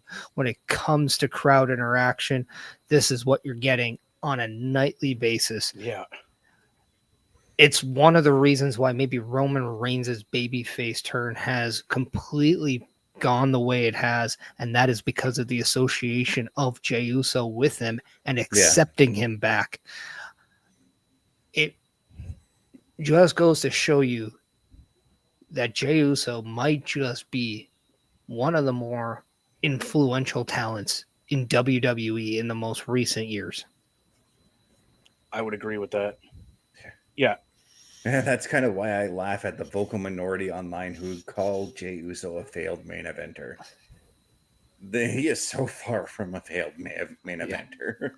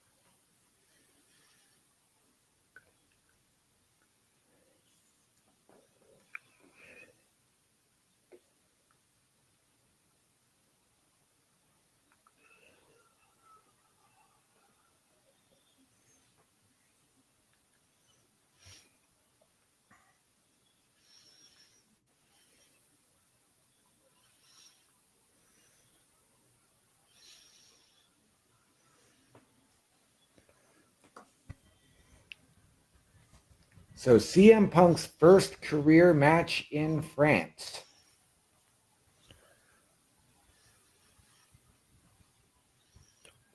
We.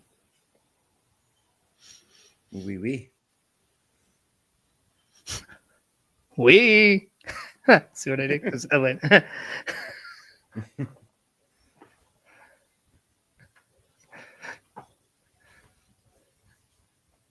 Just gotta say it. Since L.A. Knight is in France, does it become L.E. Knight? We.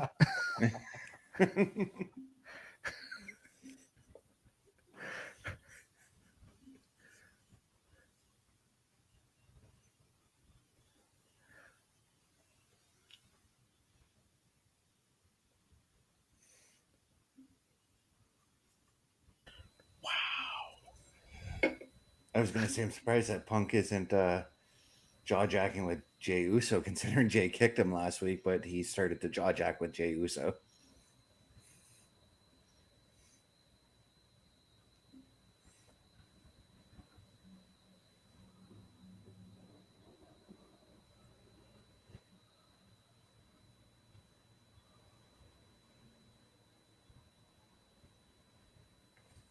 I wonder how many more times we're going to see Post Malone and Jelly Roll on our screen. 3.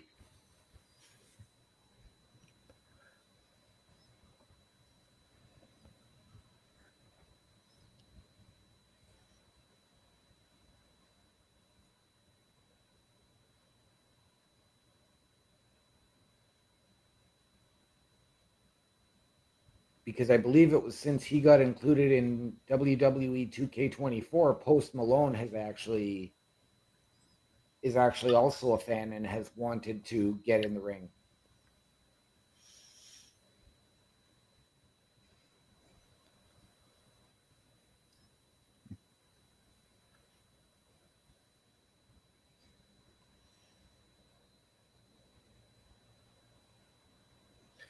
All right. As we wait for Seth Rollins to get to the ring, if Post Malone and Jelly Roll were to do an entrance song for somebody in WWE, who would you choose?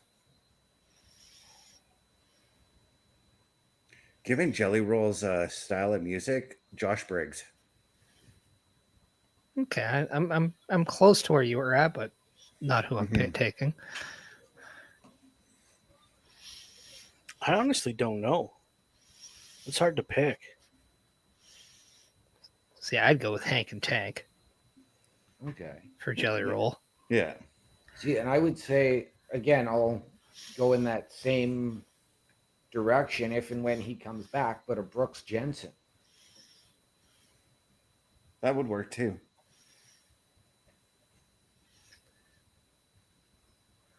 For Post Malone?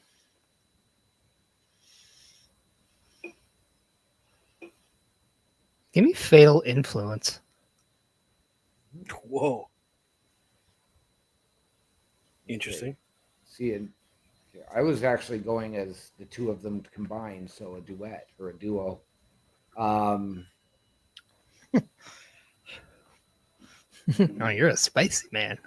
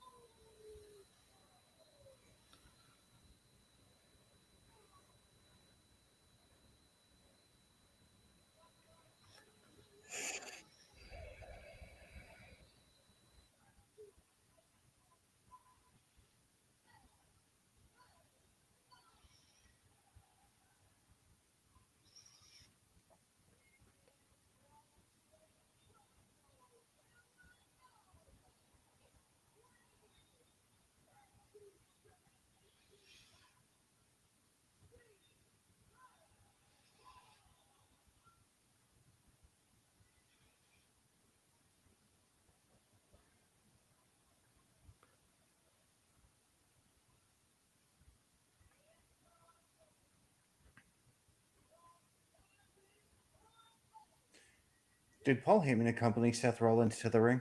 Nope. No, Heyman's in the hospital. Yep. Oh, yeah.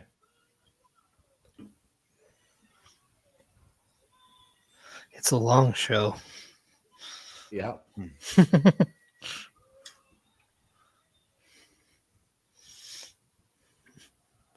We've all have fell victim to the long show. We have. Yeah. But it's still entertaining nonetheless. Oh, yeah. Absolutely. I'm just making fun of the fact that we're old and we forget things that happened earlier. Because we've all been guilty of doing that in the stream. Yeah.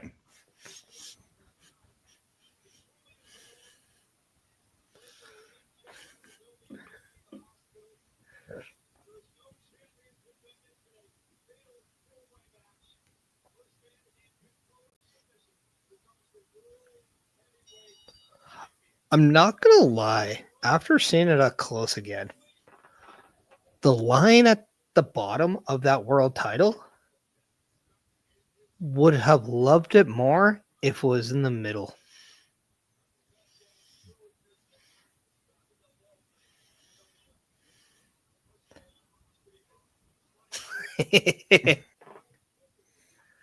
Eat on that, Jay. Yep.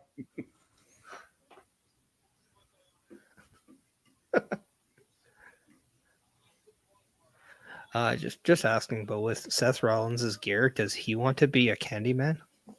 Because the Candyman came. I was thinking he was coming from Bounty Land.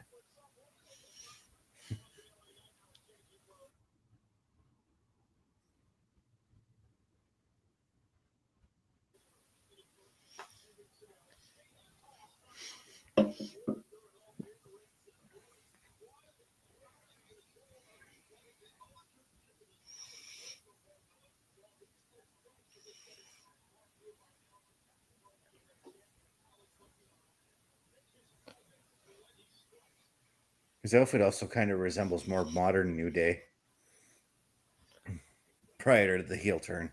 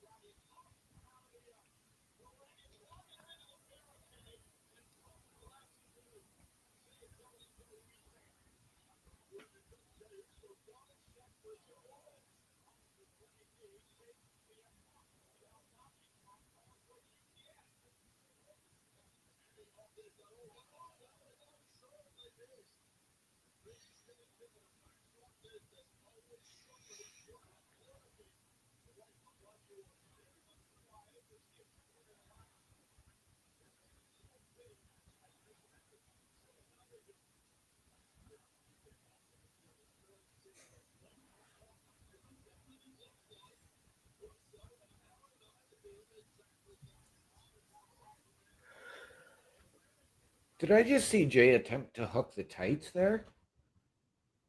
I think he was just using it to try and get himself back to his feet. No, I mean, he didn't wrench on it. Mm-hmm. But, I mean, what are you going to do? Get disqualified in a fatal four-way? Right.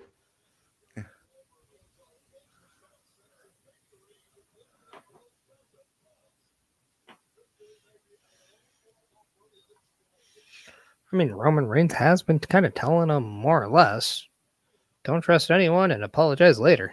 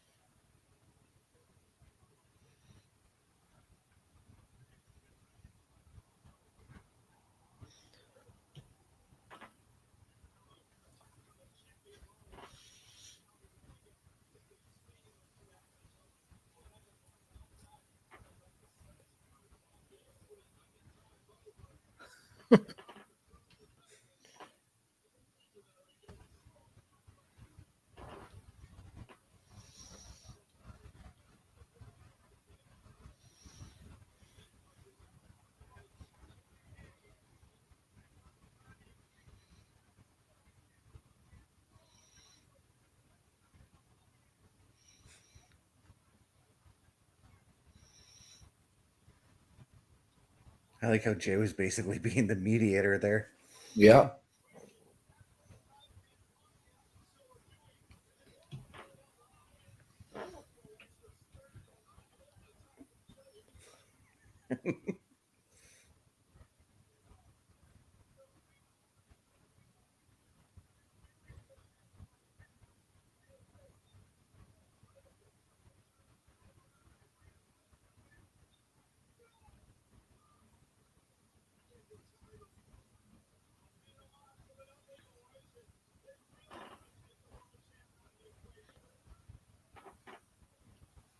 I love how Jey was asked to get the table, and Punk and LA really got the tables. Yep. Jey just helped setting it up now. Oh god. Oh, I was thinking when they did that, were we going to see the shield bomb? And I was just gonna say, why would LA just toss Seth aside like that to argue with Jey instead of just putting him through the table? Well, LA Knight's the only one who's actually centered on Seth Rollins. Mm-hmm. Whereas Jey took the time to super kick Punk and then LA Knight, but it goes back to obviously the Roman's advice, not working with everybody, just do yourself. Yep. And I think that's the thing, though. Everybody wants to get a piece of Seth Rollins right now. They forget that they can win the title by pinning someone else. That's right. And that seems like it's a very much a thing. And whether it's CM Punk getting upset over LA Knight or getting mad that Jey Uso's taking a cheap shot on him. LA Knight's When the only LA one Knight's- who's... Sorry, go ahead. I was just going to say, LA Knight seems like he's the only one who's focused on the goal here. I was And gonna not say when distracted. I was gonna say when LA Knight snuck up there, I thought he was somebody else for a second.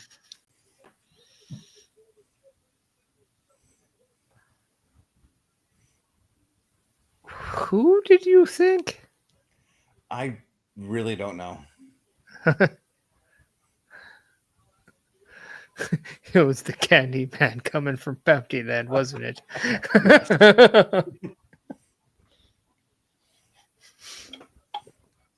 Whoa. I know the song. Like, I know the song.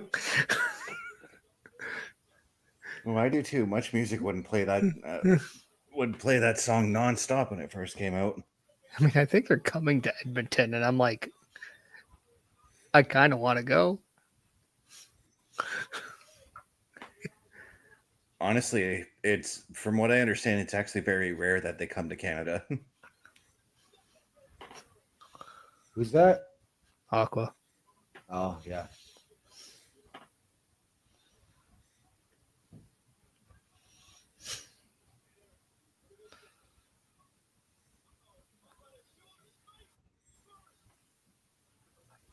But I think there's only 2 of the original members left that are actually touring.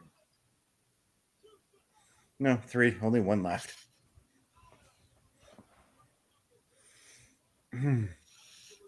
But anyways, back to the match. Yes.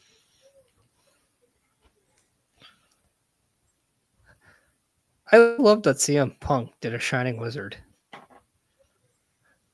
I have not seen him hit the Shining Wizard in a very long time.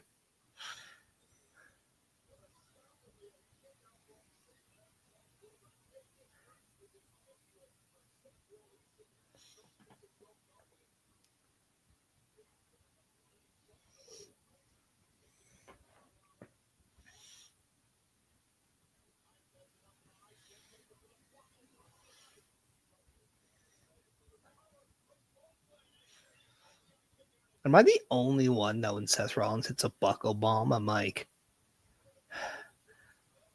just sucks that that's what got Sting. Right? I think about that every time. See, and my first thought goes to Finn Balor, and that being what cost him, the Universal Championship after 24 hours. Yeah, but that it was to the outside, and it wasn't exactly. He was just absolutely tossed too. Yeah. Yeah, and it didn't temporarily end his career like it did with Sting. No. I swear Sting was going to be a champion. Yeah. Oh, man. Probably would have been the only time he came to Edmonton, too. That would have been cool.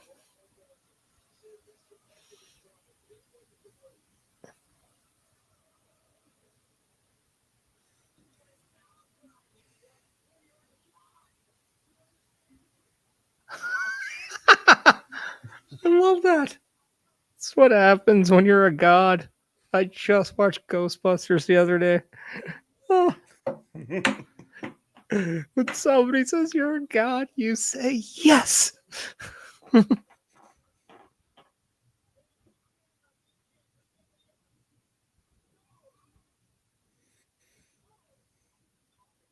It's probably my most favorite line from Winston, by the way.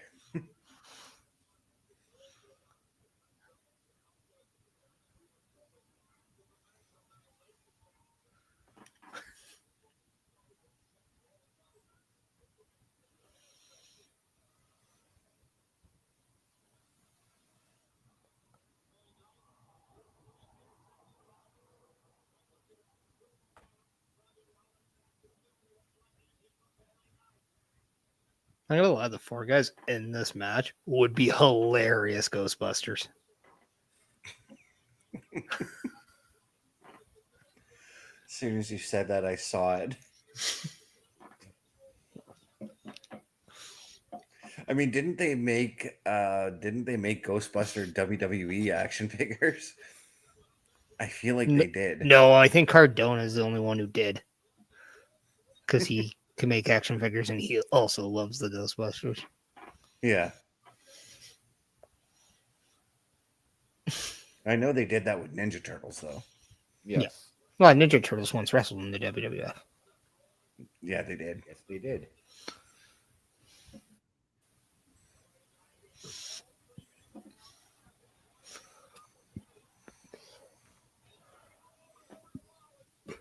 Does LA Knight get enough credit with how athletic he is? I was just going to point that out.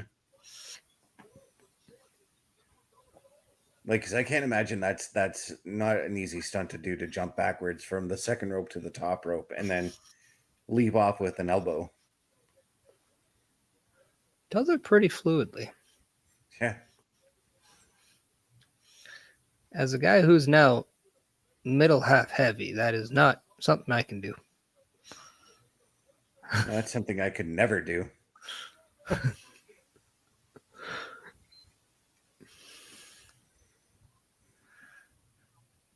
mean, I act like Papa Bear. I want to wrestle like a grizzly bear, but I just look like a gummy bear.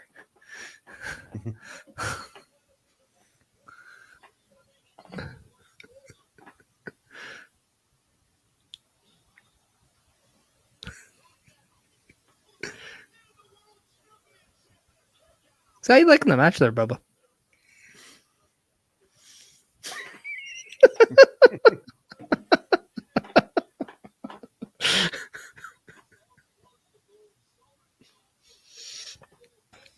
Killed me with that one, man. Ah, come on. No, this is a great match thus far. Do you know who CM Punk's favorite team is? It's not the Cubs, it's the Bears. He's a Chicago mate after all.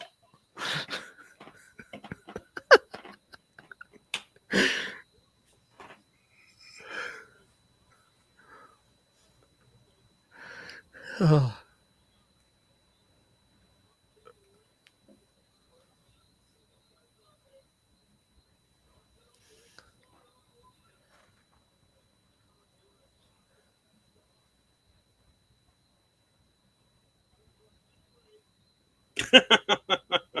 That was awesome. Yeah. Table doesn't even like. That has to be like the closest it breaks without actually breaking. Yep. Yeah.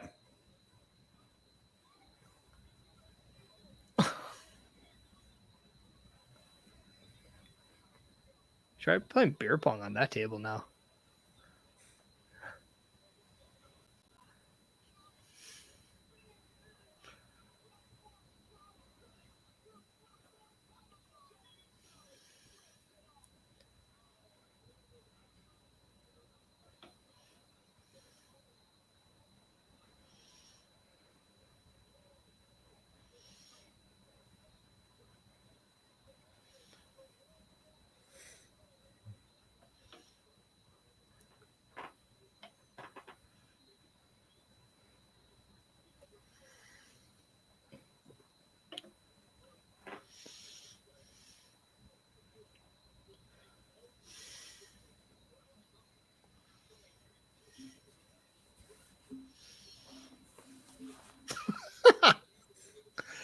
That was awesome, Jay.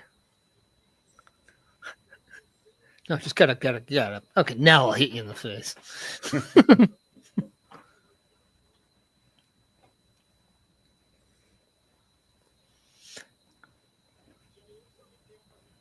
That was a heck of a kick to the mouth. Yes, it was.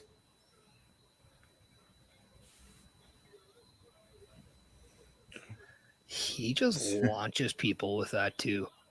Yeah.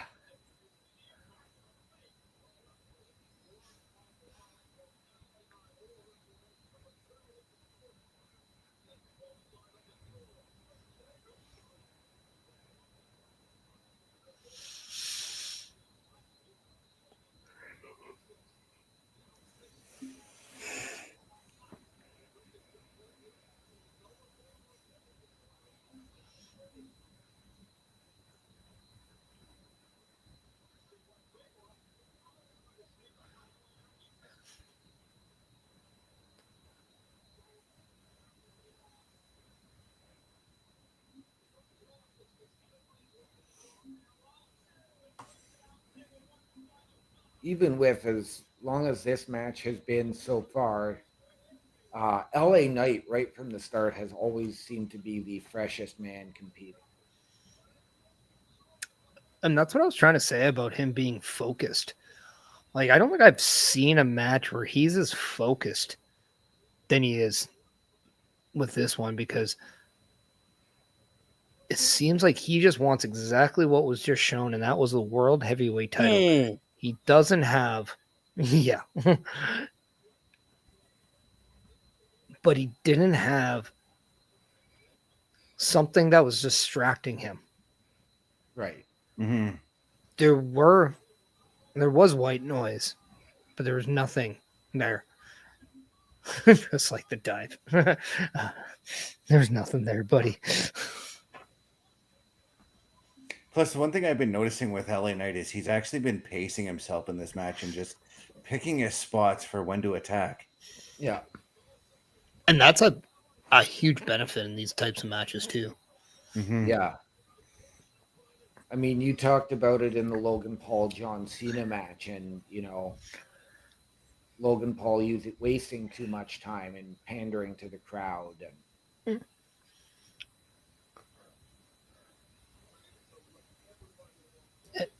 that's just it. Like, it's that fine tuning. It may be even just as something simpler as just experience. And we know that all 4 men in this match are very experienced in the ring, Yes. as they have decades in this business plus more.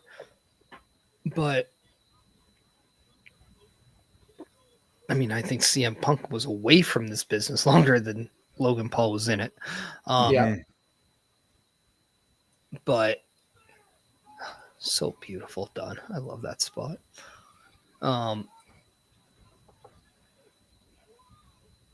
It just separates the people that are on the cusp to the people that are ready. Yeah. And that just still shows you that despite how far Logan Paul has come since his first match, he still has so much to go still. But we're seeing it. We're seeing everything evolve in front of our eyes. And the same can be said about a lot of people. But Logan Paul, I think, is just, he's in a spotlight that is different from everyone else. Right. The pressure is always on him, a lot more than it is most people. Now, and I'll ask this again. Like, I know we won't see it tonight, but would Logan Paul be a guy that could benefit from being in the vision and working with a Seth Rollins and having a Paul Heyman in his corner? Yeah. I would even go very similar to that frame, but I mean, Dominic Mysterio, I think, would have been absolutely perfect, but I don't know if he could handle matching the intensity with Bronson Reed and Braun Breaker right now. Yeah. But I mean, if there's one person that could bring the extreme out of anyone, it is the Oracle.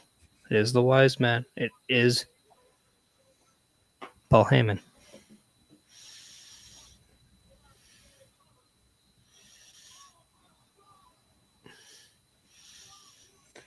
I thought Seth had him there.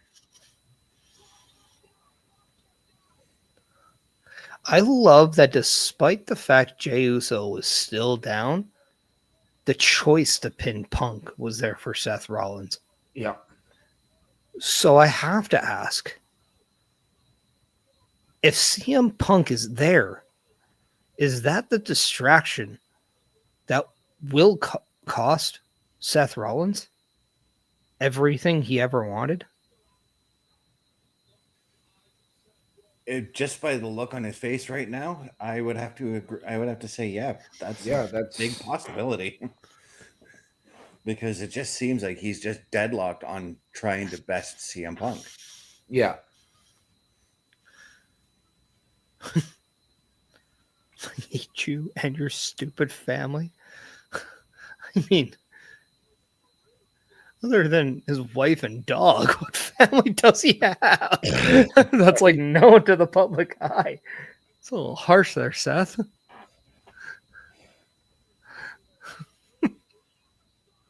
My wife doesn't even go here anymore.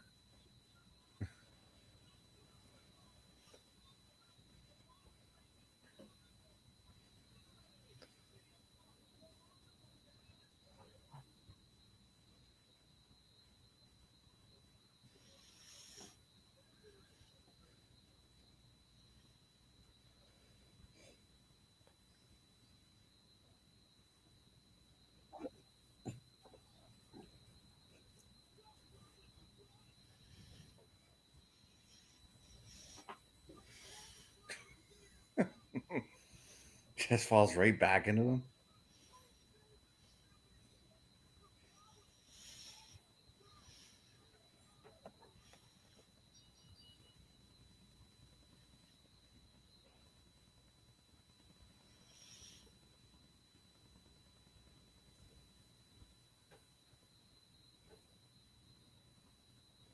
Wow.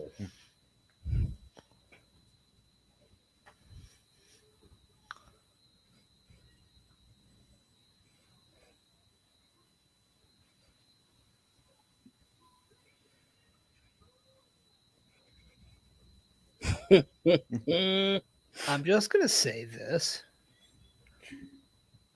I made the graphic for Raw last week and named the episode Stepping Out. Holy hell, is that fitting right now? Right?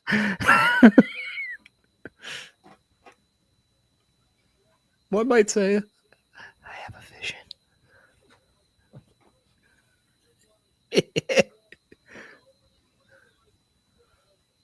I'm still bad. I missed Becky Lynch by 1 month on the Independents. 1 month.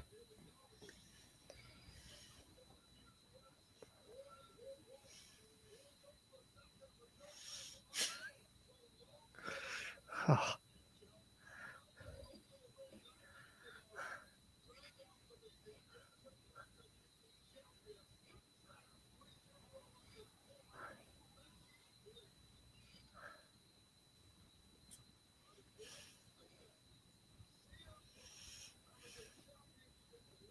So now I've got to wonder if Becky Lynch joins the Vision.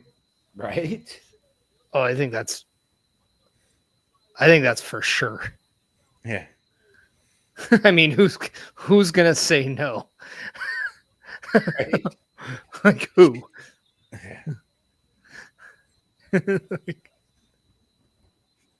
We've always talked about who could be that Paul Heyman girl. Becky Lynch, I think, is now that.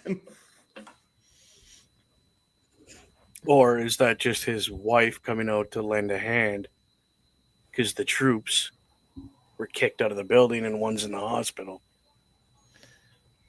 But No, I think with what we heard her say at SummerSlam when Seth pulled the ruse of the century and she did were some of my posts misleading? Now we've got this. I think it's... Well, but let's also like put it out there. Who's really calling the shots in the Vision? Is it the Oracle or does the Visionary have a lot to say about it as well? Yeah. Could be a mixture of both. Right. 100%. But when Paul Heyman's not there, we know who created the Heights of the Century. We know who did the Ruse of the Century. We know who was the person who really led us to the shock of the century when Paul Heyman turned on both Roman and CM Punk at WrestleMania. True. So when the dominoes fall, and yes, you don't have an Oracle there, Seth Rollins is right there, 2 steps ahead that he said away. And just so happened that the person who's can have his back has always been somebody that's had his back. His wife, the mother of his child. Yep. Yep. But now, Becky Lynch, if she is a part of the Vision, is already the second title holder in the Vision. Ooh. So- Foreshadowing. Well, Braun and Bronson go for the tag in another way. You got your evolution with Intercontinental tag titles. Yep. Nobody said you had to have the men's or women's. That's right. They could also be looked at in that stable as like the king and queen, while the other 3 are their loyal subjects. Well, I don't think they're going to really put down them that way. No. But I know where you're going with. Yeah. But I don't know if they're going to really go into that king I was mentality. going to say it's bringing that new power couple like you had with, although we didn't see them work together on TV, but CM Punk and AJ Lee. When you had Edge and Lita, Hunter and Steph. Santino and Beth, come on, man.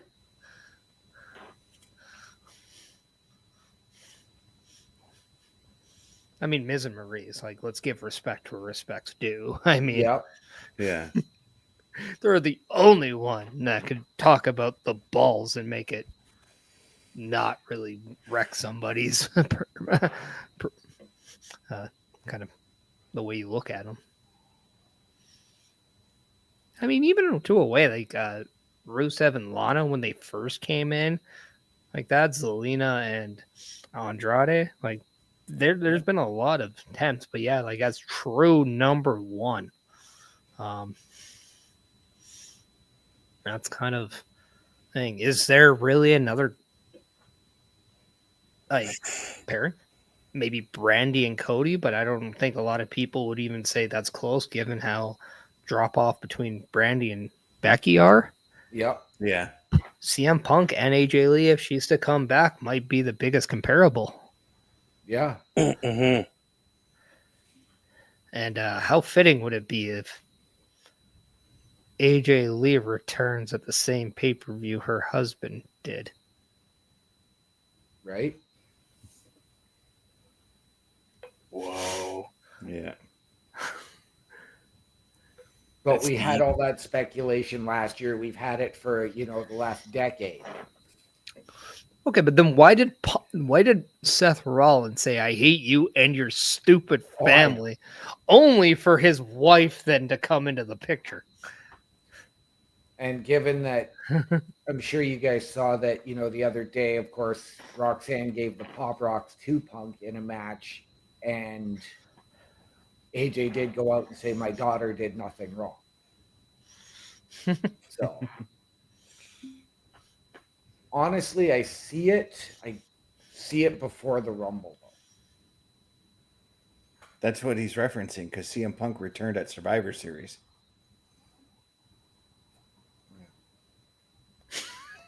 In the words of a minion, dun dun dun.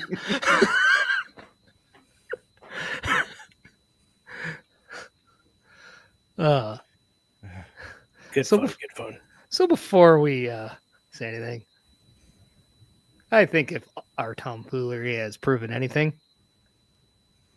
join us. A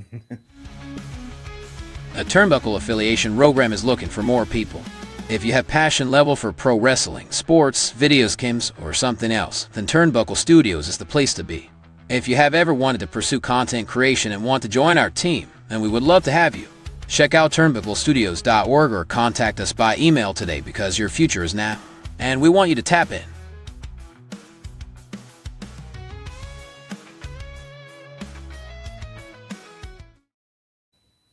I'm going to play with fire, but let's tap into what we thought about the show.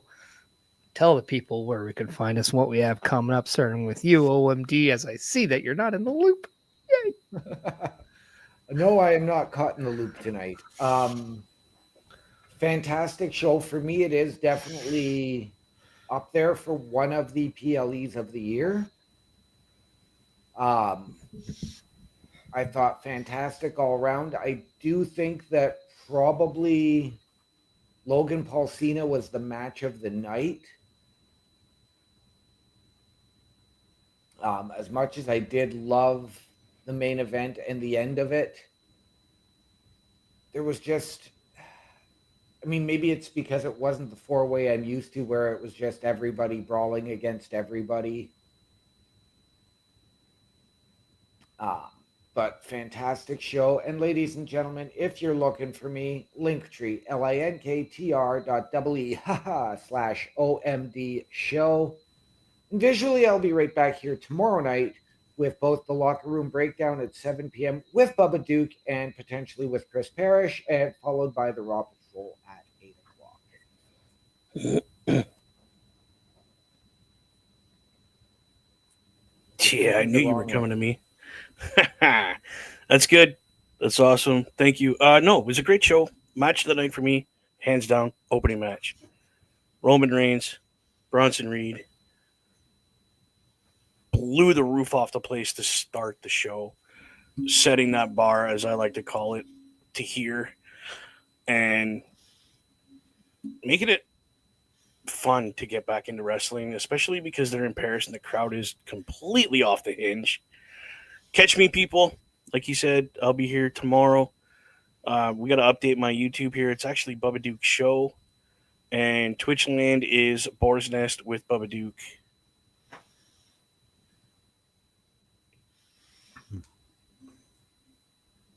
Chris Bass. Yeah. My favorite match of the night was exactly My favorite match of the night was actually Sheamus and Rusev. I was just completely thoroughly entertained by that match from bell to bell. My second favorite is still the Wyatt Sicks tag team match. But yeah, overall, this whole show, while I don't echo OMD's sentiments, it is up there for my favorite shows of the year, but it's not in the running for show of the year for me. But if you want to find me at my link tree, it's lanktr.ee/Chris_best83. And yeah, tomorrow you'll find me 8 p.m. Eastern on the Raw Patrol. And you, Mr. Parrish. Well, thank you. Well, for me, what I really liked about the show is more, it wasn't so much about the matches. I don't agree that it was the best show. I don't agree that it was a bad show. But what I do love was that it was a show where it needed to happen to set the stage for the shows that are to come. I also love that we saw talent who needed to look like $1 million look like $1 million. Bronson Reed, despite a loss, came out looking better than he did going in.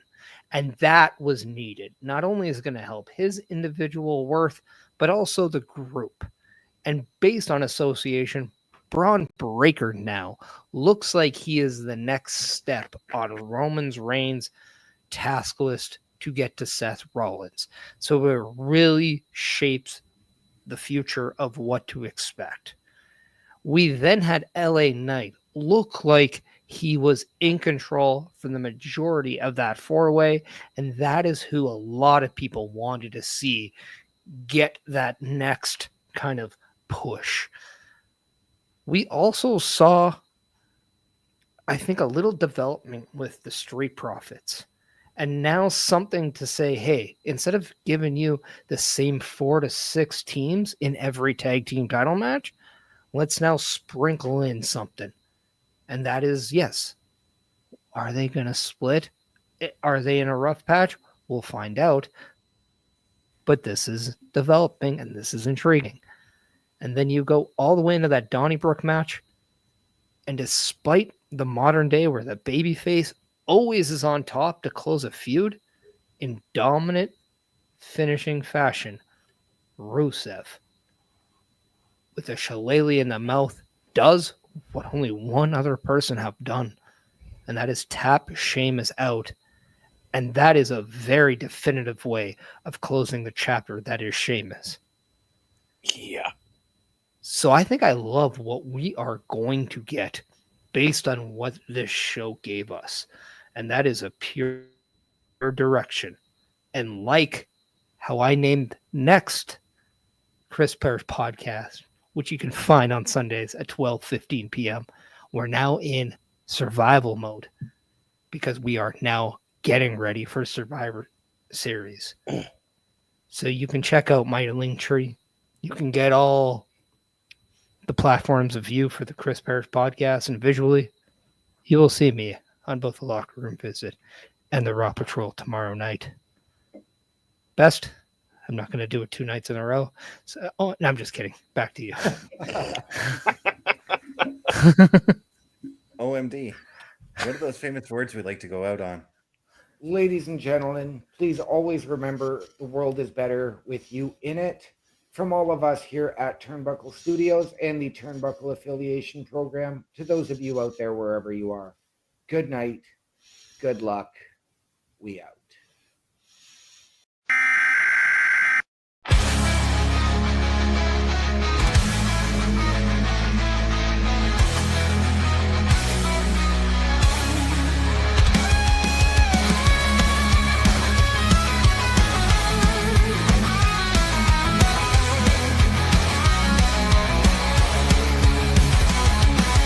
Riding out in the dead of night, shadows fall, but we burn so bright, no